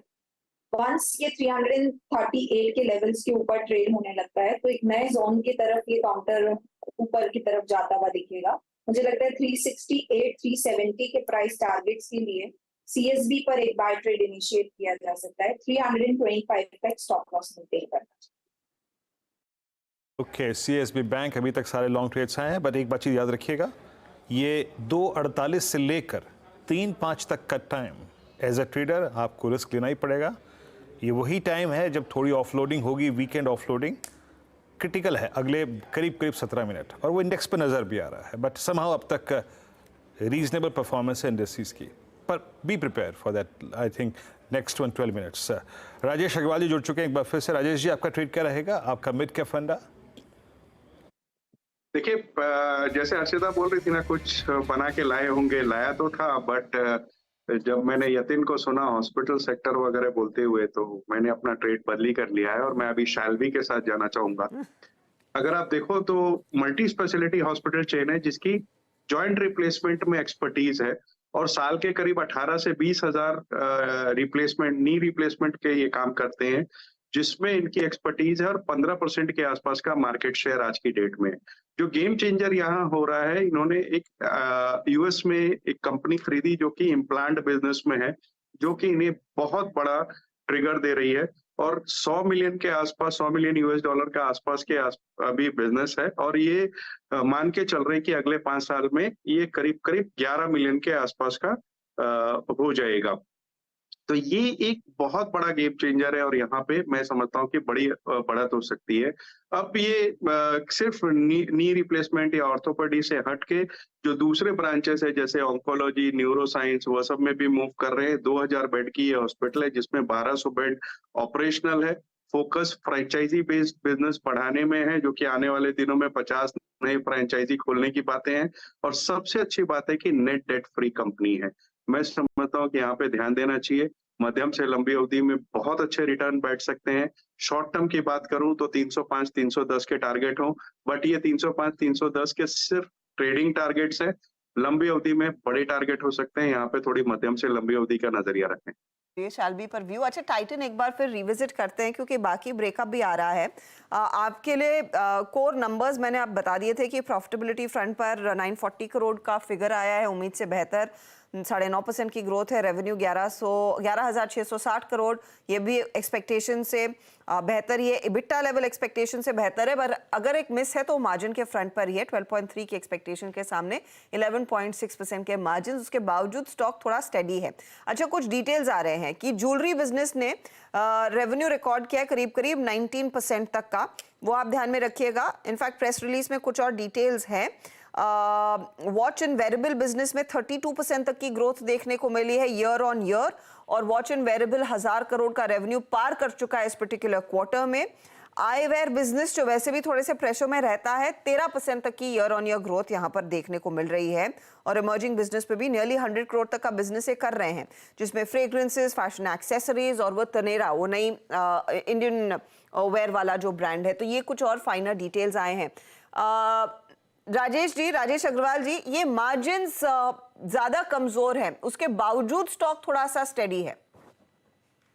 देखिए, मैं तो रिजल्ट आने से पहले ही रिकमेंड कर रहा था कि टाइटन पे ध्यान देना चाहिए, और सबसे अच्छी बात हुई कि मैं ज्वेलरी पर जोर दे रहा था और घड़ियों पर भी 32% की बढ़त देखी जा रही है, तो बहुत शानदार कहे जा सकते हैं। मार्जिन हो सकता है वन टाइम किसी कारण से हो, जो कि मैनेजमेंट कमेंट्री आएगी या कॉन कॉल होगा, उसके बाद उसमें क्लैरिफिकेशन आएगा, बट मेरे हिसाब से नंबर बहुत अच्छे आए हैं, उम्मीद से बेहतर आए। अगर सिर्फ एक फ्रंट मार्जिन्स को हम दरकिनार रखें तो सारे ही पायदान पे उम्मीद से बेहतर नतीजे कहे जा सकते हैं। और मैं अपनी जो टारगेट थोड़ी देर पहले मैं 3500 के आसपास का दे रहा था, उसको मेंटेन करते हुए मैं समझता हूँ यहाँ पर लॉन्ग ही रहना चाहिए। लॉन्ग साइड का ट्रेड टाइटन पर क्लियरली बनता हुआ दिखाई दे रहा है। यहीं पर तेजी आप बनाकर चलें। स्टॉक होल्ड कर रहा है 62 रुपए ऊपर, अब नेली 2% का इजाफा और नंबर्स के बाद। अच्छा, by the way, state bank of India के नंबर्स आएंगे सैटरडे को, यानी कि कल, और उसके बाद डीवीज लैब के भी नतीजे आएंगे। आशीष हमारे साथ जुड़ेंगे और बताएंगे कि क्या एक्सपेक्टेशन है। एक बार बीडीएल का चार्ट आपकी स्क्रीन पर लेकर आते हैं, क्योंकि नंबर्स अभी अभी आए और वहां पर बहुत बढ़िया प्रदर्शन देखने को मिला है, तो वो भी एक आउट परफॉर्मर है। प्रॉफिट नियरली डबल होता हुआ कंपनी का दिखाई दिया है। रेवेन्यू, एबिटा, मार्जिन सब में अच्छी ग्रोथ देखने को मिल रही है। भारत डायनामिक्स के केस में स्टॉक 3.5% ऊपर। लेकिन big boy state bank of India, इसकी तिमाही नतीजे कैसे रहेंगे? आशीष बताइए, क्या एक्सपेक्ट कर रहा है मार्केट? कल आ रहे हैं इसके नंबर्स सैटरडे को। पहले सिर्फ हेडलाइन नंबर्स बता देता हूं ताकि आपको याद रहे क्या एक्सपेक्टेड है लार्जली। दिखाइए स्क्रीन पे एक एक करके। पहले वो हेडलाइन नंबर्स, एनआईआई में करीब 12.25% का एनआईआई प्रॉफिटेबिलिटी बैंक्स के हम साल दर साल देखते हैं, 12-12.25% का जंप देखने को मिलेगा। पर उसके नीचे मामला गड़बड़ाएगा। कारोबारी मुनाफा केवल 2%, मुनाफा भी 3-3.5% ही बढ़ेगा साल दर साल। इस प्लेट को फ्लिप करता हूं और एसेट क्वालिटी के एक्सपेक्टेशंस रख देता हूं, उसको हम सीक्वेंशियली देखते हैं, तिमाही दर तिमाही आधार पे। नहीं, ये क्यू ऑन क्यू लिखिए। लार्जली स्टेबल, और कुछ ब्रोकरेजेस मानती हैं क्यू ऑन क्यू हल्का सा इंप्रूवमेंट आपको एसेट क्वालिटी में देखने को मिलेगा। अब डिटेलिंग पे आता हूं। एक्सपेक्ट किया जा रहा है कि 9% की डिपॉजिट ग्रोथ और एक हेल्दी 13% के आसपास की लोन ग्रोथ साल दर साल आपको देखने को मिलेगी। 10% से ज्यादा एनआईआई का राइज जो मैंने दिखाया 12.25% के आसपास, ये फ्लैटिश होगा क्यू ऑन क्यू। लेकिन प्रॉफिट्स फ्लैट है साल दर साल, लार्जली इसीलिए क्योंकि स्ट्रीट एक हायर ओपेक्स इस क्वार्टर में फैक्टर इन कर रही है। ये हायर ओपेक्स क्यों है? क्योंकि इन्वेस्टमेंट्स इंक्रीज होंगे। बैंक्स अपने वेज बायपार्टाइट एग्रीमेंट्स के लिए प्रोवाइड फॉर और पैसा कर रहा होगा। ट्रेजरी गेन्स कम हो रहे होंगे और उसके चलते अदर इनकम ग्रोथ भी रिड्यूस नजर आएगी। हाँ, क्रेडिट कॉस्ट जो है वो अंडर कंट्रोल, अंडर चेक रहेंगी। एसेट क्वालिटी जैसे मैंने दिखाया था, इंप्रूवमेंट इसीलिए क्योंकि सपोर्ट मिलेगा लो स्ट्रेस्ड एसेट पूल से, तो इसीलिए फ्लैट या कुछ इंप्रूवमेंट सीक्वेंशली देखने को मिलेगा। नजर रहेगी किस तरह की मार्जिन की ट्रेजेक्टरी यहां से रहती है और किस तरह की अर्निंग्स की ट्रेजेक्टरी रहती है। वो जब कमेंट्री आएगी तो की मॉनिटरेबल्स होंगे स्ट्रीट के लिहाज से। ओके, तो ये स्टेट बैंक ऑफ इंडिया के नंबर्स, एसेट क्वालिटी में सुधार की पूरी उम्मीद है। आशीष, मैं डीवीज लैब पर आऊंगी और इनफैक्ट कविता जी, एसबीआई चार्टिकली कैसे पॉइज्ड है ये भी आप तैयार करके रखें। इस बीच जोमेटो मैं बस मेंशन कर रही हूँ, जोमेटो 6% ऊपर, घाटे से मुनाफा दिखा दिया है कंपनी ने। प्रॉफिट का आंकड़ा 36 करोड़ पर है। याद रखिएगा, एबिटा लेवल पर कंपनी वैसे भी कुछ प्रॉफिटेबिलिटी की बात पिछले 2 क्वार्टर से करती आई है, लेकिन फाइनली ये प्रॉफिट पोस्ट हो गया है। तो आज की बड़ी हेडलाइन तो यही है कि पहली जो स्टार्टअप लिस्टिंग उसने मुनाफा कमा दिया है। रेवेन्यू 72% बढ़कर 48 करोड़ के आसपास और 251 करोड़ के घाटे के सामने यहाँ पर 36 करोड़ का मुनाफा कंपनी ने पोस्ट किया है। पहले एसबीआई, कविता जी बताइए चार्टिकली कैसे पॉइज्ड है ये स्टॉक? सो एक कंसोलिडेशन में काउंटर मूव करता हुआ दिखा है, अपने एवरेजेस को रीगेन करने की कोशिश कर रहा है और अभी एग्जैक्टली अपने हाई रेजिस्टेंस पर खड़ा हुआ है 578। एक गैप एरिया है, मुझे लगता है वो फिल होता हुआ दिख सकता है। 585, 586 तक के मूव्स एक्सपेक्टेड हैं स्टेट बैंक पर। सो पोजिशनिंग अगर है तो stop loss, trailing stop loss maintain करना चाहिए 574 का। कोई भी नई तेजी मुझे लगता है ऊपर में 579, 580 के जोन अगर करते हैं उसके बाद ही एक अच्छी पोजिशनिंग हो सकती है। फिलहाल आपके लिए एसबीआई पर व्यू, लेकिन इस समय जो स्टॉक फट रहा है वो है जोमेटो। नंबर्स के बाद 114 के लेवल्स आ चुके हैं, 6.5% का इजाफा इस समय। कुछ और डिटेल का इंतजार करेंगे कि फूड बिजनेस से कितना फायदा इनकी जो दूसरी डिलीवरी बिजनेस या फिर हाइपर बिजनेस है वहां पर हाइपर डिलीवरी बिजनेस में कितना इंप्रूवमेंट देखने को मिला है, क्योंकि वो थोड़ा सा ड्रैग वैसे भी कर रहा था। फूड इनके लिए कंट्रीब्यूट करता ही है, 6% ऊपर वो स्टॉक। आशीष, डीवीज सोमवार को आएंगे नतीजे, मंडे को आने। और लास्ट क्वार्टर आपको याद होगा रेवेन्यूज एक्सपेक्टेशन से कमजोर थे, और इस क्वार्टर में बहुत स्ट्रीट की जितनी ब्रोकरेजेस हैं बहुत डिवाइडेड हैं। 5% डिक्लाइन से लेकर 7.5% ग्रोथ के बीच में बटे हुए हैं। तो हेडलाइन नंबर्स पहले रख देता हूं, आवाज अनुमान या नेटवर्क अनुमान। आय साल दर साल 2% का उछाल, मुनाफे में 17% का दबाव। क्यों? क्योंकि ऑपरेशनली एबिटा 8% गिरेगा और मार्जिन करीब 300 बेसिस पॉइंट्स कॉन्ट्रैक्ट होंगे। अब आइए आगे। एस्टिमेट्स वैसे कह रहे हैं ब्रोकरेजेस के कि जेनरिक्स और न्यूट्रास्यूटिकल्स के कारोबार में 15-16% के आसपास की ग्रोथ आएगी। मार्जिन साल दर साल 300 बेसिस पॉइंट्स कॉन्ट्रैक्ट जरूर हो रहे हैं, पर यह स्टोरी सीक्वेंशियल इंप्रूवमेंट्स की है। इससे पिछला क्वार्टर जब Q1 के नंबर्स आए थे तो sequentially margin 300 basis points improve हुए थे। इस क्वार्टर पिछले क्वार्टर के मुकाबले 200 बेसिस पॉइंट्स का इंप्रूवमेंट एक्सपेक्टेड है। सीक्वेंशियली मार्जिन इंप्रूव होंगे। नजर कहां होगी? बेस बिजनेस में किस तरह के प्राइसिंग प्रेशर्स आ रहे हैं। रेवेन्यू मोमेंटम ठंडा इसलिए नजर आ रहा है कि मोलनुपिराविर जो है, जो कि एंटीवायरल मेडिकेशन है, उसकी सेल्स इस बार निल है एक्सपेक्टेड। $40 मिलियन पिछले साल Q2 में थी। और इस मोलनुपिराविर को अगर एक्स ऑफ उसके देखूं तो कॉटन जो कस्टम सिंथेसिस का बिजनेस है उसमें साल दर साल 30% की ग्रोथ है। खैर, नजर कहां रहेगी? नए प्रोजेक्ट्स पे, किस तरह की गाइडेंस ग्रोथ को लेकर है, किस तरह के प्राइसिंग प्रेशर्स यूएस में पड़ते हुए नजर आ रहे हैं। आप ही जवाब दीजिए। वीरू से बोलूंगा तो वीरू वो फिर से नाम पढ़वाएंगे मुझसे। ब्रेक का समय हो गया। हाँ, ब्रेक का समय वैसे हो गया है। चलिए एक ब्रेक लेंगे और आगे इन सबको डिटेल में डिस्कस करेंगे, जोमेटो के नंबर्स को भी ब्रेक के बाद। ब्रेक के बाद कमाई का अड्डा में सभी का फिर से स्वागत है, और हमारे साथ अब इस बीच एक वरिष्ठ विशेषज्ञ और बिग मार्केट वॉइसेस की कड़ी में श्री दीपन मेहता मौजूद हैं। दीपन, नमस्कार, कार्यक्रम में स्वागत है। आइए आज आपके इस आगमन का स्वागत हम करते हैं खाने पीने की सामग्री से, और जुटाने की भूमिका है जोमेटो के ऊपर with strong numbers. I mean we have a green number at bottom line now finally. एक बार डायरेक्टर साहब नंबर्स रखिएगा स्क्रीन पे, और क्योंकि हमेशा डिस्क्लोजर के साथ दीपन जी ने इस पर टिप्पणी करी है। सर, मैं पहला आज आपका कन्विक्शन पे कर रहा है 113। ये नंबर्स कैसे लगे आपको, और आपका व्यू जोमेटो पे अब इस प्राइस पे 113 पे, क्योंकि ये कन्विक्शन आपने 66 और 65 पर भी एक्सप्रेस किया था। अरे वाह, thank you very much. You really made my day कि आपने याद रखा कि 65-66 में रेकमेंड किया था, और हमारे तो आईपीओ प्राइस से हमारी खरीदारी है as a major of disclosure.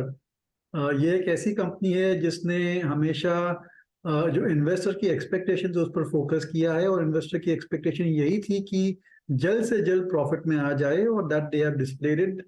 उनकी स्ट्रैटेजी उन्होंने उस हिसाब से सेट की है कि they can get to profitability. अभी केवल जो सबसे the only question left now इसकी जो ब्लिंकेट, उसका जो क्विक कॉमर्स का जो डिवीजन है, how that is shaping up, that one has to see. और अगर वहां पर पोटेंशियल अच्छा दिखता है, then I think the stock will get re-rated even higher. Nonetheless I think बहुत बड़े नंबर्स आए हैं, और आई थिंक और भी अच्छे नंबर आएंगे दिसंबर क्वार्टर के लिए, because this is the festive season, और वर्ल्ड कप की मैचेस सब अक्टूबर में है, अक्टूबर नवंबर में है, तो it will get even further boost. I think दिसंबर क्वार्टर के जो नंबर्स आएंगे, so I think that from investors perspective ये स्टॉक को आप जरूर होल्ड कर सकते हो।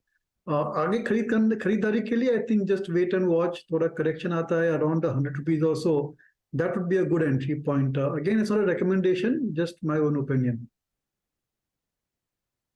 अच्छा, क्योंकि दीपन जी आपने इस क्षेत्र को भली बात ही देखा, पढ़ा, समझा, तब जाके आप लोगों ने जोमेटो पे कॉल ली।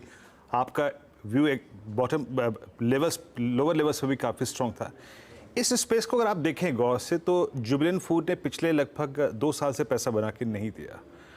आप वेस्ट लाइफ को देखिए तो उन्होंने बहुत स्ट्रॉन्ग मूव दिया, उसके बाद लगभग इस बार वहाँ पर 20% रिट्रेसमेंट है।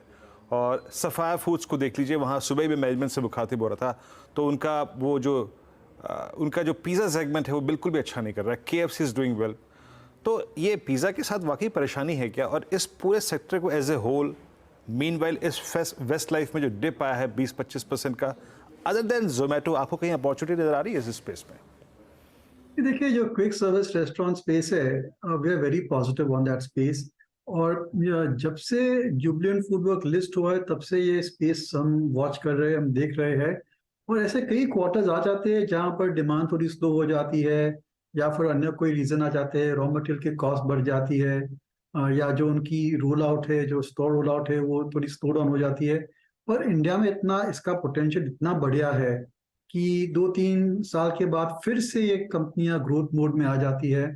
और ये जो है, अगर आप कंजम्पशन की थीम को बिलीव करते हो इंडिया में, then this is a great story from consumption point of view. थोड़ी एक्सपेंसिव भी है, आई एग्री, बट पोटेंशियल इतना बढ़िया है कि investors are prepare to pay higher premium. और गुनी चुनी कंपनियां है, there are very few companies which offer this kind of exposure to the quick service restaurant। और बहुत सारे जो फैक्टर्स है, मैक्रो फैक्टर्स है, वो उनको बेनिफिट करते हैं, स्पेशली द नीड और the desire of the consumer to go for hygienic food. Changing consumer taste also benefit these companies. और जिस हिसाब से जोमेटो वगैरह बढ़ रहे हैं, I think they benefit from alliances with food aggregators as well. So very positive on the space. और इस लेवल पर मैं जरूर से बेचना नहीं चाहूंगा, खरीदना भी नहीं चाहूंगा, क्योंकि नंबर्स आंकड़े अच्छे नहीं आए तो always want to wait and watch. और कितने क्वार्टर्स दबाव आ सकते हैं, we can not say. But अगर लॉन्ग टर्म इन्वेस्टर हो तो जरूर से आप remain invested, that's my opinion and view. और ये एक बहुत ही बढ़िया सेक्टर है। I think one can not just dismiss it off कि अभी इसमें स्लोडाउन आ गया है और इसमें कुछ खास पोटेंशियल नहीं है। दीपन, मैं सोच रही हूँ अगर Q2 में इन्होंने प्रॉफिट दिखा दिया है, Q3 with the world cup included, उसमें फिर कितना और इजाफा देखने को मिलेगा? तो I just want to see that, I want to see if they sustain and maintain that profitability का फिगर। बहुत ही बढ़िया परफॉर्मेंस। अच्छा, क्विक कॉमर्स में इन्होंने टर्न अराउंड दिखाया है। कंपनी कह रही है कि इंडिया फूड डिलीवरी में अच्छी खासी ग्रोथ देखने को मिली, वहां पर इनफैक्ट डिलीवरी 30% सेकंड क्वार्टर में बढ़ी है। लेट्स सी ये क्या रिकॉर्ड ब्रेकिंग नंबर्स Q3 में डिलीवर करते हैं या नहीं। दीपन, आप तो टाइटन पर भी काफी बुलिश रहे हैं।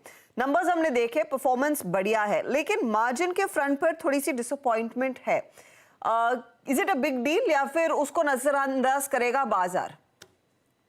I think stock prices are rewarding the company for the results. So what are we to say that whether it is accepted or not? But ये देखिए, ये margin जो drop है वो quite nominal है, and it is to be expected। जिस हिसाब से गोल्ड के दाम चल रहे हैं, जिस हिसाब से कंपनी एक्सपेंशन मोड में है, they are setting up so many new stores, उनके स्टार्टअप कॉस्ट भी रहते हैं। देखिए, कंपेरेटिव इंटेंसिटी भी जरूर से बढ़ी हुई है in this sector. But Titan is miles away, it's miles apart from any competition. और मेरे ख्याल से जिस हिसाब से ये जो again the way this season is shaping up, wedding season कहे या फेस्टिव सीजन करे, I think this quarter also be exceptionally good for Titan. हाँ, जरूर से थोड़ा महंगा है, no doubt about it. But देखिए, अगर कंजम्पशन स्टॉक्स में आप इन्वेस्ट करना चाहते हैं तो you be prepared to pay for a higher price to earnings multiple, which is what Titan is trading at. इस लेवल पर again I mean I would like to wait and watch, fresh investment नहीं करना चाहूंगा क्योंकि valuations थोड़े expensive है। But at correction these are the stocks that one should get into. हम हमेशा बात करते हैं कि अगर मार्केट में करेक्शन जाता है 10-15% का, तो कौन से शेयर खरीदने चाहिए। तो I think companies like Titan is there, और जुबलिएंट फूडवर्क इज देयर, और I would say Devyani international. These are great long term stories. अगर आप इनमें 5-10 साल के लिए इन्वेस्ट करेंगे तो they can turn out to be great multi baggers also. So but it's important to get at the time when there is a correction, और भाव थोड़े सस्ते, ये शेयर थोड़े सस्ते में मिले अपने को। डिमांड के साथ साथ इन स्टॉक्स की प्राइसेस भी बढ़ती दिखाई दे रही है, इन कंपनियों के प्रोडक्ट्स के साथ साथ। अच्छा, एस्कॉर्ट्स कुबोटा इस समय आगे नंबर्स, तो मैं बस नंबर्स पढ़ रही हूँ। रेवेन्यू उम्मीद से थोड़ा सा बेहतर है, या इनलाइन ही आप कहिए। वैसे हमारा अनुमान क्या था? 2036 करोड़ के रेवेन्यू का अनुमान था, 2059 करोड़ कंपनी ने किया है डिलीवर। मुनाफा आया 223 करोड़ पर 229 करोड़ का अनुमान था। तो ये बेसिक नंबर्स इनफैक्ट कंपनी की तरफ से देखे गए हैं। हल्का सा इजाफा जरूर देखने को मिला है। प्रॉफिट में जो 99 करोड़ से बढ़कर 223 करोड़ पर आया, और आय में भी कुछ ग्रोथ देखी गई है। अभी EBITDA वाइज और मार्जिन वाइज क्या सिचुएशन है? मार्जिन बढ़ा है, 7.9% का मार्जिन 12.6% पर आया, और EBITDA 260 करोड़ पर। दीपन, लगातार जब भी हमने एस्कॉर्ट कुबोटा के ये मंथली नंबर्स देखे हैं उनमें एक डिप ही था, उसके बावजूद ये क्या लो बेस का इम्पैक्ट है? How do you read these numbers? क्योंकि पिछले 3-4 महीनों में हम हर रोज हर महीने वो पढ़ते थे कि एस्कॉर्ट्स ट्रैक्टर बिक्री में पिकअप नहीं है। देखिए, don't go just by the volumes, क्योंकि जो ट्रैक्टर बिजनेस है और एक्चुअली एंटायर ऑटो इंडस्ट्री में है ना, व्हाट वी आर ऑब्जर्विंग इसकी जो एवरेज सेलिंग प्राइस है ना, जो रियलाइजेशन है वो बढ़ रही है। ये जो प्रीमियमाइजेशन ट्रेंड है that is visible even in tractors also, not just in motorcycles and cars. वहां पर भी जो फार्मर्स है they are taking heavier and heavier tractors with more and more, I would say, more and more kind of, equipment. So I think that realization बढ़ रही है, इसकी वजह से we are seeing these kind of numbers coming through from Escorts, और raw material के दाम भी काफी हद तक कंट्रोल में रहे हैं, and that I think the company has kept most of the gains on that, which is why we have seen this exceptional increase in operating profit margins as well. देखिए, Escorts का जो growth prospect है वो phenomenal है after the acquisition by Kubota, क्योंकि उनके लिए एक एक्सपोर्ट अपॉर्चुनिटी बढ़ सकती है, और डोमेस्टिक मार्केट्स के लिए they can certainly give better products through R&D and may be increase its range of products which they are offering, not just farm equipment but also road construction equipment, where they want to grow that division. So this is a company which has got, I would say, very good prospects going ahead or so. But yes, I think valuations are also on the higher side. One needs to keep that in mind. Okay.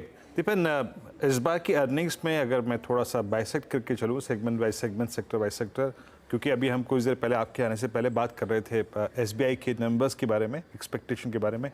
अभी तक जो PSU banks के number रहे उसमें सबसे impressive number रहा Canara bank का। Street ने उसको सलामी भी दी है, ऑल टाइम इस दौर के हाईएस्ट ट्रैजेक्टरी पे ट्रेड कर रहा है। आप PSU बैंक्स में अगर सिलेक्टिव होकर बाय कर रहे हैं या फिर अपने जो विनिंग ट्रेड्स हैं उस पर अगर एवरेज आउट भी कर रहे हैं, तो वो कौन कौन से हैं? देखिए, we are in the midst of analysing the quarterly result, इसलिए कोई खास खरीदारी नहीं कर रहे हैं। जिधर आंकड़े खराब आए we would certainly look at selling off those stock, पर ऐसा कोई खास नेगेटिव अर्निंग्स आया नहीं है, perhaps with the exception of SBI cards. वहां पर as a major of disclosure हमारा इन्वेस्टमेंट है, लेकिन आंकड़े कई तिमाही से बराबर नहीं आ रहे हैं, और इस क्वार्टर में they have gone ahead and increase the provision also. उनकी NPAs थोड़े वीक होते नजर आ रहे थे, that's not a very good sign. So that's one company where I thought there was a disappointment and it is on our watch list. लेकिन apart from that कुछ खास नए शेयर्स खरीद नहीं रहे हैं। लेकिन जो PSU बैंक की जिक्र किया आपने, कैनरा बैंक, जैसा आपकी ऑब्जर्वेशन बिल्कुल बराबर है। I think so far it is one bank amongst the PSU which has delivered exceptionally good set of numbers. एक कंजर्वेटिव बैंक है, अगर आप उनके प्रोविजनिंग भी देखेंगे, NPAs भी देखेंगे, बहुत ज्यादा कंट्रोल पर है, और जिस हिसाब से उनकी क्रेडिट ग्रोथ है also that also is pretty much in line with the industry, so very positive on Canara Bank, और वैल्यूएशंस भी काफी अट्रैक्टिव है इस कंपनी में। मेरे ख्याल से अगर आप एक ट्रेडिंग पोजीशन देते इन कैनरा बैंक और amongst the other PSU banks for the next 2-3 quarters or so, I think it could be a winning trade for you. Having said that, we and our clients may be invested in these companies on a short-term or long-term basis as well. Okay Deepan ji, ये अक्टूबर की turbulence में एक sector जो कि out perform कर रहा है और अभी भी इनफैक्ट स्क्रीन पे आउट परफॉर्म कर रहा है, ट्रैजेक्टरी में अभी भी स्ट्रॉन्ग है, decade high, I mean almost करीब DLF 1.5 डेकेड के हाई पर ट्रेड कर रहा है। आपकी कन्विक्शन लिस्ट में कोई भी रीजनल रियल एस्टेट कंपनी या फिर Godrej properties, DLF, Sunteck Realty, Oberoi या फिर साउथ बेस में पूर्वांकर जैसी कोई कंपनी आपके रडार पे है इस वक्त?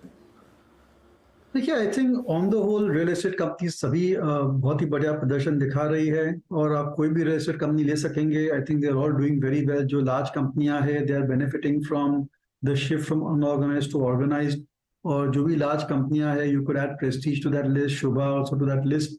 उनकी बैलेंस शीट क्वालिटी बहुत ही बढ़िया है।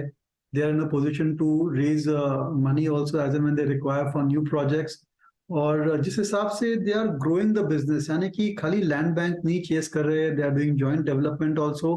और सबसे बड़ा जो इम्पोर्टेंट इश्यू है इनमें, they are consistently increasing the square feet under construction every quarter after quarter.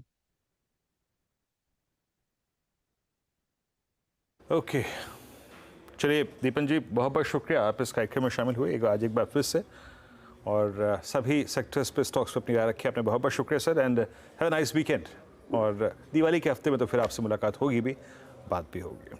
चलिए इंडस्ट्रीज को लेके आइए। आपकी स्क्रीन पे थोड़ा सा रिट्रेस हुए हैं और वो लाजमी था, याद रखिएगा। आप एक एक्सटेंडेड वीकेंड की तरफ बढ़ रहे हैं, माफ़ कीजिएगा, वीकेंड की तरफ बढ़ रहे हैं। बट निफ्टी के लिए ये क्लोज इस लिहाज से ठीक है कि इस दौर के, यानी इस वीकली कॉन्ट्रैक्ट के अभी तक एज पर दिस 19226 आप सबसे बड़े कॉल राइटर के जोन के ऊपर एटलीस्ट क्लोज हो रहे हैं। आप क्लोज हो रहे हैं 10 डेमा के ऊपर 19 अक्टूबर के बाद पहली बार with lots of short in system, मतलब एटलीस्ट कुछ पॉजिटिव है ये निफ्टी के लिए। But still this is a close below 100 day exponential moving average. जहां तक निफ्टी बैंक का सवाल है, अभी तक हम 20 डेमा के नीचे हैं, but first time post 18th of October, it's a close above 10-day, it's a close above 200-day exponential moving average। लेकिन एक दर्द भरी कहानी अभी भी बाजार में कायम है, and that's HDFC बैंक। मानस, आज एक बार फिर से 10 डेमा से रिवर्सल, HDFC बैंक पे आपका व्यू? देखिए थोड़े दिन छोड़ दे तो ज्यादा बेहतर रहेगा, क्योंकि कहीं पर भी कोई साइन नहीं दिख रहा रिवर्सल का। और देखिए 10 डे 20 डे मूविंग एवरेज लगातार रेजिस्टेंस की तरफ प्ले हो रहे हैं, तो हमेशा ध्यान रखना है कि जब 20 डे मूविंग एवरेज ब्रेक हो जाए, उसके ऊपर स्टॉक सस्टेन करे, एक दिन क्लोज हो जाने दें, उसके बाद ही यहाँ पर देखें, यहाँ पर अपॉर्चुनिटी की तरह देखें। अदरवाइज इसमें वेट करना बेहतर रहेगा। शायद लोअर लेवल और देखने को मिल जाए, बट ये भी मेंशन करूंगा कि यहाँ से बहुत बड़ा डाउनसाइड देखने को शायद एचडीएफसी बैंक में ना मिले।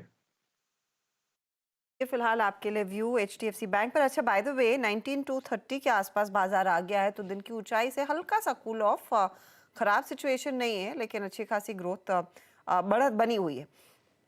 288 पॉइंट्स की बढ़त निफ्टी बैंक में, ये भी ऊपरी लेवल से थोड़ा सा कूल ऑफ करके जा रहे हैं। हम ये नहीं कह रहे कि मुनाफा वसूली हो रही, थोड़ा सा कूल ऑफ करके जा रहे हैं। याद रखें कि ऑफ कोर्स एक वीकेंड में मार्केट अब उतरता हुआ दिखाई देगा। ग्लोबल फ्रंट पर कई सारी डेवलपमेंट है, उस पर भी हम सोमवार को रिएक्ट करेंगे। अब ऐसे में तेजी करें या फिर मंदी? मेरे ख्याल में तो सभी तेजी के ही सौदे देंगे। कविता जी बताइए, BTST है ना?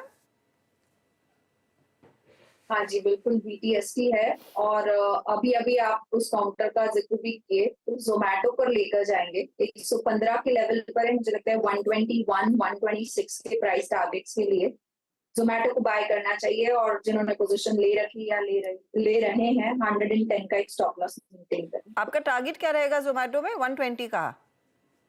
121, 124। 121, 124। ओके, तो ये सोमवार को देखते हैं उन लेवल्स तक पहुंचेगा या नहीं। आगे ऑफ कोर्स कॉन कॉल और कुछ और डिटेल्स आएंगे। आज का आउट परफॉर्मर है गावा जी, आपका क्या है ट्रेड? मेरा ट्रेड है वही जो रिपीट किया सुबह का, मैंने क्विक सिंगल्स में दिया था। ICICI बैंक 934 पर ट्रेड कर रहा है। यस, अपमूव मिला। अब मुझे लगता है वही टारगेट 940 है, लेकिन उससे लगता है 945, 50 भी जोन है, वहां तक जा सकता है। स्टॉप होगा 930 ICICI bank. Okay, ICICI bank. Rajesh Satpute ji, आप क्या पिक करेंगे मंडे मॉर्निंग के लिए?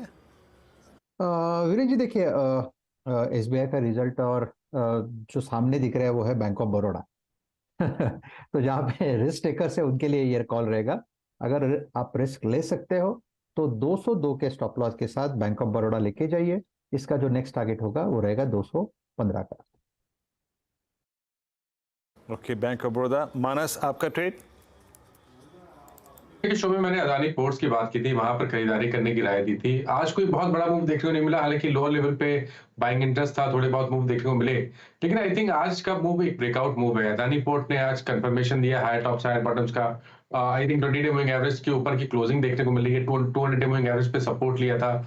यहाँ पर एक BTST कॉल लेना चाहिए, तो अदानी पोर्ट्स के फ्यूचर में खरीदारी करेंगे। 799 के भाव चल रहे हैं। 789 का आपको स्टॉप लॉस लगाना है और 820 रुपए के टारगेट सेट करने हैं अदानी पोर्ट्स के फ्यूचर में।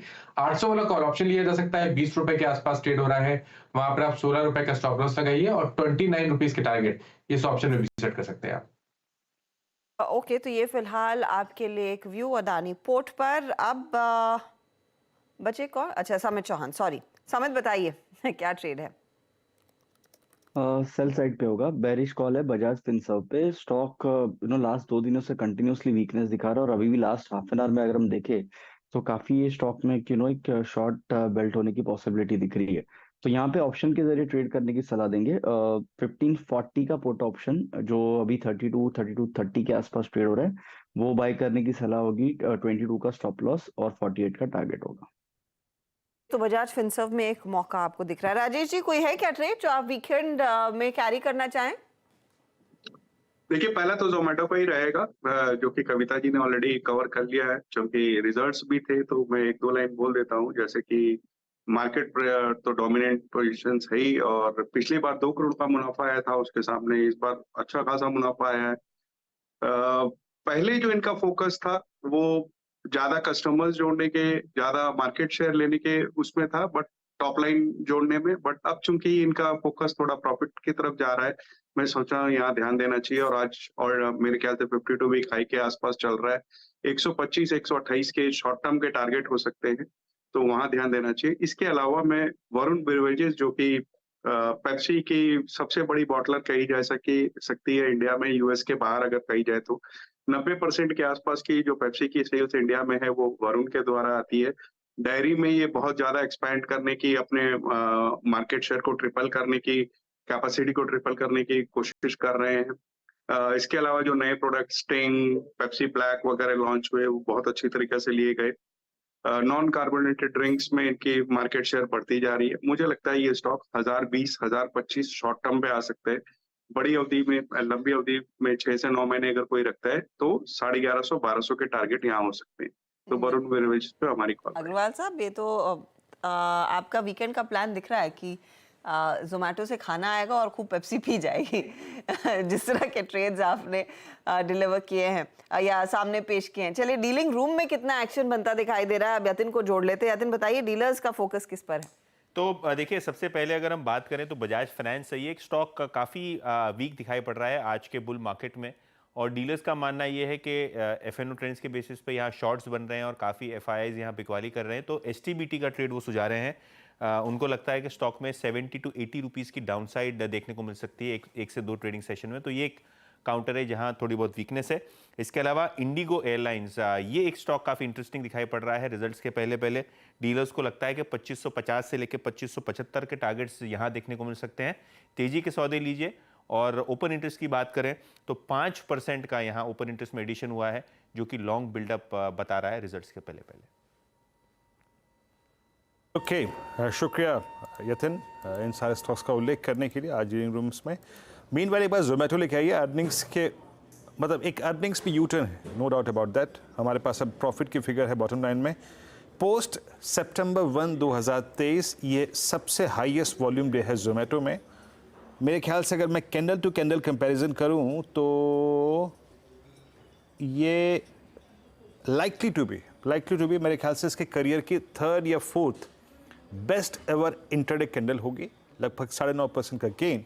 और एक और चीज़, जोमेटो के करियर में इसकी 2 कैंडल्स जो थी 21 जनवरी 2022 और उसके बाद 25 जनवरी 2022, इसके पूरे करियर में सबसे बड़ी 2 वाइल्ड रेड कैंडल्स थी, यानी डाउन डे। उसमें से 25 जनवरी के हाई को इसने क्रॉस कर दिया है, ये कॉन्फिडेंस का एक संकेत होता है। और अब ये 21 जनवरी माफ़ कीजिएगा कैंडल में एंटर कर चुका है। तो 3 पैरामीटर्स पे, volume, candle to candle comparison in isolation, और तीसरा उन 2 हिस्टोरिकल कैंडल से अगर कंपेयर करें, this is called acute strength. Manas बहुत संक्षेप में टिप्पणी, टेक्निकली 21 जनवरी के हाई को क्रॉस करना क्या पॉसिबिलिटी खोल देगा 133 135 के जोन की? बिल्कुल, देखिए 135 से 140 रुपए तक की रेंज आपको आज के ब्रेकआउट के बाद देखने को मिल सकती है। और देखिए आज के ब्रेकआउट में पॉइंट ये है कि करीब 7-8 दिनों के कंसोलिडेशन के बाद का ब्रेकआउट देखने को मिला है और काफी बेहतर वॉल्यूम्स देखने को मिले हैं। तो फॉलो बाइंग भी देखने को मिलेगी। आई थिंक 140 तक के भाव आप टारगेट सेट करके चल सकते हैं। पोजिशनल ट्रेड तो आप करंट लेवल्स पे भी ले सकते हैं। करंट लेवल्स पे खरीदारी करिए 109 रुपए के स्टॉप लॉस से 140 रुपए के टारगेट के लिए। 40 का टारगेट जोमेटो में आ रहा है इस समय। एक अच्छा खासा मोमेंटम यहाँ पर देखने को मिला है। नंबर्स के बाद एक तेज गति से स्टॉक भागता हुआ। चलिए, खिलाड़ी नंबर 1 का अपडेट ले लेते हैं। ये हफ्ता थोड़ा सा इनिशियली वॉलेटाइल था, लेकिन उसके बाद मार्केट में जो रिकवरी आई उसका पूरा फायदा हमारे तीनों ही जानकार एंजॉय कर पाए हैं। तो मुकाबला टक्कर का था। समित ने हालांकि बाजी मारी है। 8% के रिटर्न इनके, अमित त्रिवेदी 6.45% के रिटर्न्स पर, वीरल छेड़ा 4.71% के रिटर्न्स पर। बहुत ही शानदार प्ले। समित, आप भी मानेंगे कि हमारे बाकी दूसरे जानकारों ने भी बहुत ही इंटरेस्टिंग परफॉर्मेंस रखा। आप तो पूरे हफ्ते लीडर रहे थे, लेकिन I am really impressed with Amit Trivedi's come back. ये बताइए, ये जो ट्रेड्स हमने इस पूरे हफ्ते डिस्कस किए थे, और एक चीज जो आप मेंशन कर रहे थे कि आपको इंडेक्स में ज्यादा कॉन्फिडेंस नहीं है, तो आज के क्लोज के मद्देनजर अगले हफ्ते के लिए कॉन्फिडेंस है या नहीं है? पहले तो नहीं हर्षद, अभी भी हमें वो कन्विक्शन नहीं दिख रहा। और जैसे हमने लास्ट वीक भी अराउंड मंडे हमने बात की थी कि जब तक ये 19400 450 का एक स्टडी वॉल सरपास नहीं करता है, तब तक हमें उतना कन्विक्शन इंडेक्स में नहीं आएगा। फॉर्चुनेटली लास्ट 2 दिनों से हमने रिकवरी दी है, और जो स्टॉक्स हमने दिए थे वो ऐसे स्टॉक्स दिए थे वो ज्यादा सेंसिटिव है। अगर थोड़ा अनफेवरेबल मूव आपको इंडाइसेस में भी दिखता था, तो वो स्टॉक्स वैसे ज्यादा सेंसिटिव नहीं थे। बट यस, फॉर्चुनेटली एक अच्छी रिकवरी आई, और जो स्टॉक्स हमने दिए थे उसमें थोड़ी बहुत हमने मूवमेंट ये भी आते हुए देखी थी। तो ये इंडेक्स पर व्यू हुआ, और जो स्टॉक्स इनफैक्ट आपने आइडेंटिफाई किए, जिसमें Finolex cable, bank of India, IGL, Biocon जैसे ट्रेड्स थे, आपका Finolex cable I think maximum returns देकर गया है आफ्टर बैंक ऑफ इंडिया। क्या कैरी करने का ज्यादा कन्विक्शन है? देखिए, फिनोलेक्स केबल तो एक ट्रेडिंग बेट था, वो हमने इसलिए बुक करवाया था। बट यहाँ पे अगर कोई स्टॉक कैरी करने की हमारी सलाह होगी तो वो बायोकॉन, जो हमने कल दिया हुआ था, ये स्टॉक में हमें लगता है कि कहीं ना कहीं एक अच्छी मूव, एक एटलीस्ट एक ट्रेडिंग बाउंस आपको आ सकता है, क्योंकि स्टॉक काफी ज्यादा एक ओवरसोल्ड टेरिटरी में है। तो यहाँ से लगभग 230-35 तक इसका एक ट्रेडिंग बाउंस नेक्स्ट वीक हमें दिख सकता है। वाह समित, कॉन्ग्रेचुलेशंस, एक बहुत ही बढ़िया प्ले देखने को मिला है। इंडेक्स का हाल आपकी स्क्रीन पर लेकर आएंगे। 1930 के आसपास निफ्टी, और निफ्टी बैंक 43,321। सेटअप तो मजबूत ही है ना वीरू अगले हफ्ते के लिए? देखिए हर्षदा, यूएस मार्केट का जिस तरीके से पिछले 2 सेशन का पुल बैक है, आज भले ही कुछ हो ना हो, लेकिन एटलीस्ट उनके प्राइस परफॉर्मेंस में और हमारी प्राइस परफॉर्मेंस में जो डिफरेंशियल है, हम सुबह भी 7 बजे यही कमेंट्री में बात कर रहे थे कि हमें वो पूरा करना है। ये क्लोज अच्छा है हर्षदा, ये क्लोज अच्छा है। मेरे लिए क्लोज अच्छा इसलिए है क्योंकि ये 19,200 के ऊपर आ रहा है।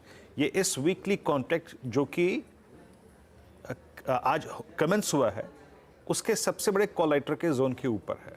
दैट्स इंपॉर्टेंट, ये एक इंपॉर्टेंट है। फियर कहाँ तक का है? फियर मेरे ख्याल से इसमें 19,050 तक का है। अगर कोलैप्स हुए हम मंडे मॉर्निंग तो 19,050 तक का रिस्क इन्वॉल्व है। लेकिन अगर हम चले और हमने किसी भी सर्कमस्टेंसेस में 19,346 पार कर दिया तो ये स्विंग काफ़ी स्ट्रांग हो जाएगा। फिर कहूँगा 150 पॉइंट का वैल्यू एट रिस्क में है। वैल्यू एट रिस्क इस प्राइस पर इन्वॉल्व है, बट रिवॉर्ड उससे कंपैरेटिवली कहीं ज़्यादा है। और जहाँ तक निफ्टी बैंक का सवाल है, हमारे पास ये क्लोज, जैसे कि मैं कह रहा हूँ हर्षदा, कि लगभग 18 अक्टूबर के बाद फर्स्ट टाइम हम 10 डेमा और 20 डेमा के ऊपर क्लोज हुए हैं। तो एवरेजेस की माने तो इट्स अ गुड क्लोज। अच्छी स्ट्रॉन्ग पुट राइटिंग 43,300 के स्ट्राइक पे है। तो फॉर मी, अगर मैं ट्रेड कैरी कर रहा हूँ, थोड़ा रिस्क इन्वॉल्व है, करीब 300 पॉइंट का निफ्टी बैंक पे, 150 पॉइंट का निफ्टी पर, but it's a good close Harshada. अच्छा क्लोज ऑफ कोर्स। और एक थोड़ी सी वॉलिटिलिटी थी इस हफ्ते की शुरुआत में, और उसके बाद संभलता हुआ बाजार दिखाई दिया है। इनफैक्ट इस पूरे हफ्ते का चार्ट एक बार स्क्रीन पर रखिएगा, वहाँ पर आपको साफ अंदाज़ा लग जाएगा कि किस तरह की वॉलिटिलिटी हमने देखी है इस पूरे हफ्ते। हमने कमज़ोर शुरुआत की, फिर एक पीक आया, फिर फिसले, और फिर रिकवरी देखने को मिली। ये 7 दिनों का चार्ट है जो ओवरऑल फिर आपको करीब करीब 2% तक के रिटर्न्स दे रहा है। लेकिन हाँ, क्लियरली स्विंग्स देखने को मिले थे। अभी भी इंतज़ार होगा कि हम वो 233 जो इस सीरीज़ की का हाई था, उसके पार कितना सस्टेनेबली टिक पाते हैं, क्योंकि उसी के आसपास आज दरअसल ये क्लोज बनता दिखाई दे रहा है। अच्छा, Zomato by the way, Kavita ji, आपका 120 लगभग छू ही गया है। 119.90 था आज का हाई। अभी भी कैरी करना है कि आखिरी 2 मिनट में मुनाफा बुक कर ले? See, as like BTST for sure इसके टारगेट अचीव हुए हैं, बट जिस तरीके से वॉल्यूम के साथ आज ब्रेकआउट हुआ है, शॉर्ट टर्म टारगेट्स इसके 130-134 तक आते हुए दिखते हैं। ट्रेडर्स ने book their profit, but as like मुझे लगता है शॉर्ट टर्म पोजिशनल टारगेट 130 के लिए अप्रोच करना चाहिए। शॉर्ट टर्म पोजिशनल टारगेट 130 के लिए आप रुके इस पर्टिकुलर ट्रेड में। जोमेटो नियरली 9%, 9.5% तक की तेजी पर जाकर टिकता हुआ आपको दिखाई देगा। चलिए, अब क्लोजिंग की तरफ बढ़ेंगे। ध्यान रहे ये हफ्ता थोड़ी सी उठापटक वाला था, कुछ लूजर्स कुछ गेनर्स सब कुछ देखने को मिला है over the week. Weekly performers पर मैं आऊंगी पहले, लेकिन पहले इस हफ्ते का क्लोज आपकी स्क्रीन पर लेकर आते हैं। आज का क्लोज आपकी स्क्रीन पर लेकर आएंगे 19229 के आसपास निफ्टी जाकर टिका है, जहां पर आज 19276 डे हाई था, तो वहां से हल्के हुए हैं लेकिन 94 अंकों की बढ़त देखने को मिली है। निफ्टी बैंक 291 अंकों की बढ़त पर जाकर टिकेगा। आज देखिए निफ्टी आईटी की भागीदारी रही, 190 पॉइंट का इजाफा उधर। मिड कैप्स ने भी पार्टिसिपेट किया आज अच्छा खासा, तो एक होलिस्टिक मूव देखने को मिला है। चौतरफा खरीदारी जिसे हम कहते हैं वो देखी गई है, इसीलिए एडवांस डिक्लाइन रेशियो ज्यादा बढ़ने वाले शेयर रहे हैं आज। नियरली 2:1 के रेशियो पर हम जाकर क्लोज देख रहे हैं। स्टॉक्स आपको दिखाते हैं जहां पर सबसे ज्यादा ट्रेंड तेजी का आज के दिन बना है, तो उसमें कोल इंडिया जैसे काउंटर्स तेजी में रहे। आपके साथ ही साथ हमने देखा है, लेकर आइएगा एक के बाद एक जो आज के डेली गेनर्स रहे हैं, आज के दिन के जो गेनर्स रहे हैं, क्योंकि लिस्ट अच्छी खासी लंबी थी। टाइटन में हमने देखा अच्छा खासा इजाफा देखने को मिला आज। अपोलो हॉस्पिटल तो आज का आउट परफॉर्मर था, 5-5.5% तक के गेन्स वहां पर। टाइटन मैंने मेंशन किया नंबर्स के बाद 2-2.25% ऊपर, जहां पर डर था कि मार्जिन को देखकर बाजार निराश ना हो जाए। देखते कौन कॉल और ऑफकोर्स हाईलाइट्स में क्या निकल कर आता है स्टॉक की तरफ से। तो ये कुछ दिग्गज थे जहां पर तेजी की पोजीशंस बनती दिखाई दी है। टाटा मोटर्स आपकी स्क्रीन पर लेकर आएंगे, 1.5% तक का इजाफा यहां पर भी बनता दिखाई दिया। आज मेरे ख्याल में टाटा स्टील, हिंडाल्को जैसे काउंटर्स में ऊपरी लेवल से कुछ मुनाफा वसूली के अंश देखने को मिल रहे थे, लेकिन क्लोज पर आप देखिए यहाँ पर हल्का सा करेक्शन जरूर देखने को मिला है। अब आते हैं आपके मिड कैप काउंटर्स पर, तो मिड कैप में आज का तो आउट परफॉर्मर जोमैटो है। अनडाउटेडली काफी दिनों बाद इस तरह की तेजी स्टॉक ने दिखाई है, वो आज का स्टार परफॉर्मर। अच्छे नतीजों के बाद गुजरात गैस थोड़ा सा सुगबुगाहट दिखा रहा था तेजी की, देख लेते हैं वहां पर क्या क्लोज बना है। एमसीएक्स में हमने देखा एक बहुत तगड़ा सेशन रहा है। इनफैक्ट इस पूरे हफ्ते एमसीएक्स में धीरे धीरे करके पोजीशंस तेजी की बनती हुई दिखाई दी, 4-5% ऊपर। डेल्टा कॉर्प सरप्राइजिंगली तेजी की तरफ रहा है इस बारी, तो वो भी काउंटर एक पुल बैक ट्रेड दिखाता हुआ। तो ये कुछ मिड कैप के काउंटर्स हैं जहां पर थोड़ा सा चर्न देखने को मिला है, थोड़ी सी तेजी देखी गई है। और ये वायदे बाजार के काउंटर्स हैं जहां पर ज्यादा एक्शन, इनफैक्ट डॉक्टर लाल भी स्क्रीन पर रखते हैं क्योंकि नंबर्स के बाद वहां पर भी अच्छी खरीदारी बनती दिखाई दी थी। मेट्रोपोलिस ज्यादा फॉलो थ्रू नहीं कर पाया, देखते नंबर्स के बाद क्या होता है, लेकिन डॉक्टर लाल भी एक और तेजी वाला ट्रेड था। तो ये है आज का क्लोज। निफ्टी बैंक 43,300 पर टिकता हुआ, निफ्टी 19,225 पर जाकर टिका है, 92 अंकों की बढ़त देखने को मिली है। मिड कैप्स भी 260 पॉइंट ऊपर। अब वीकली कुछ गेनर्स आपकी स्क्रीन पर लेकर आएंगे जहां पर इस पूरे हफ्ते बहुत तगड़ा ट्रेंड खरीदारी का बना है।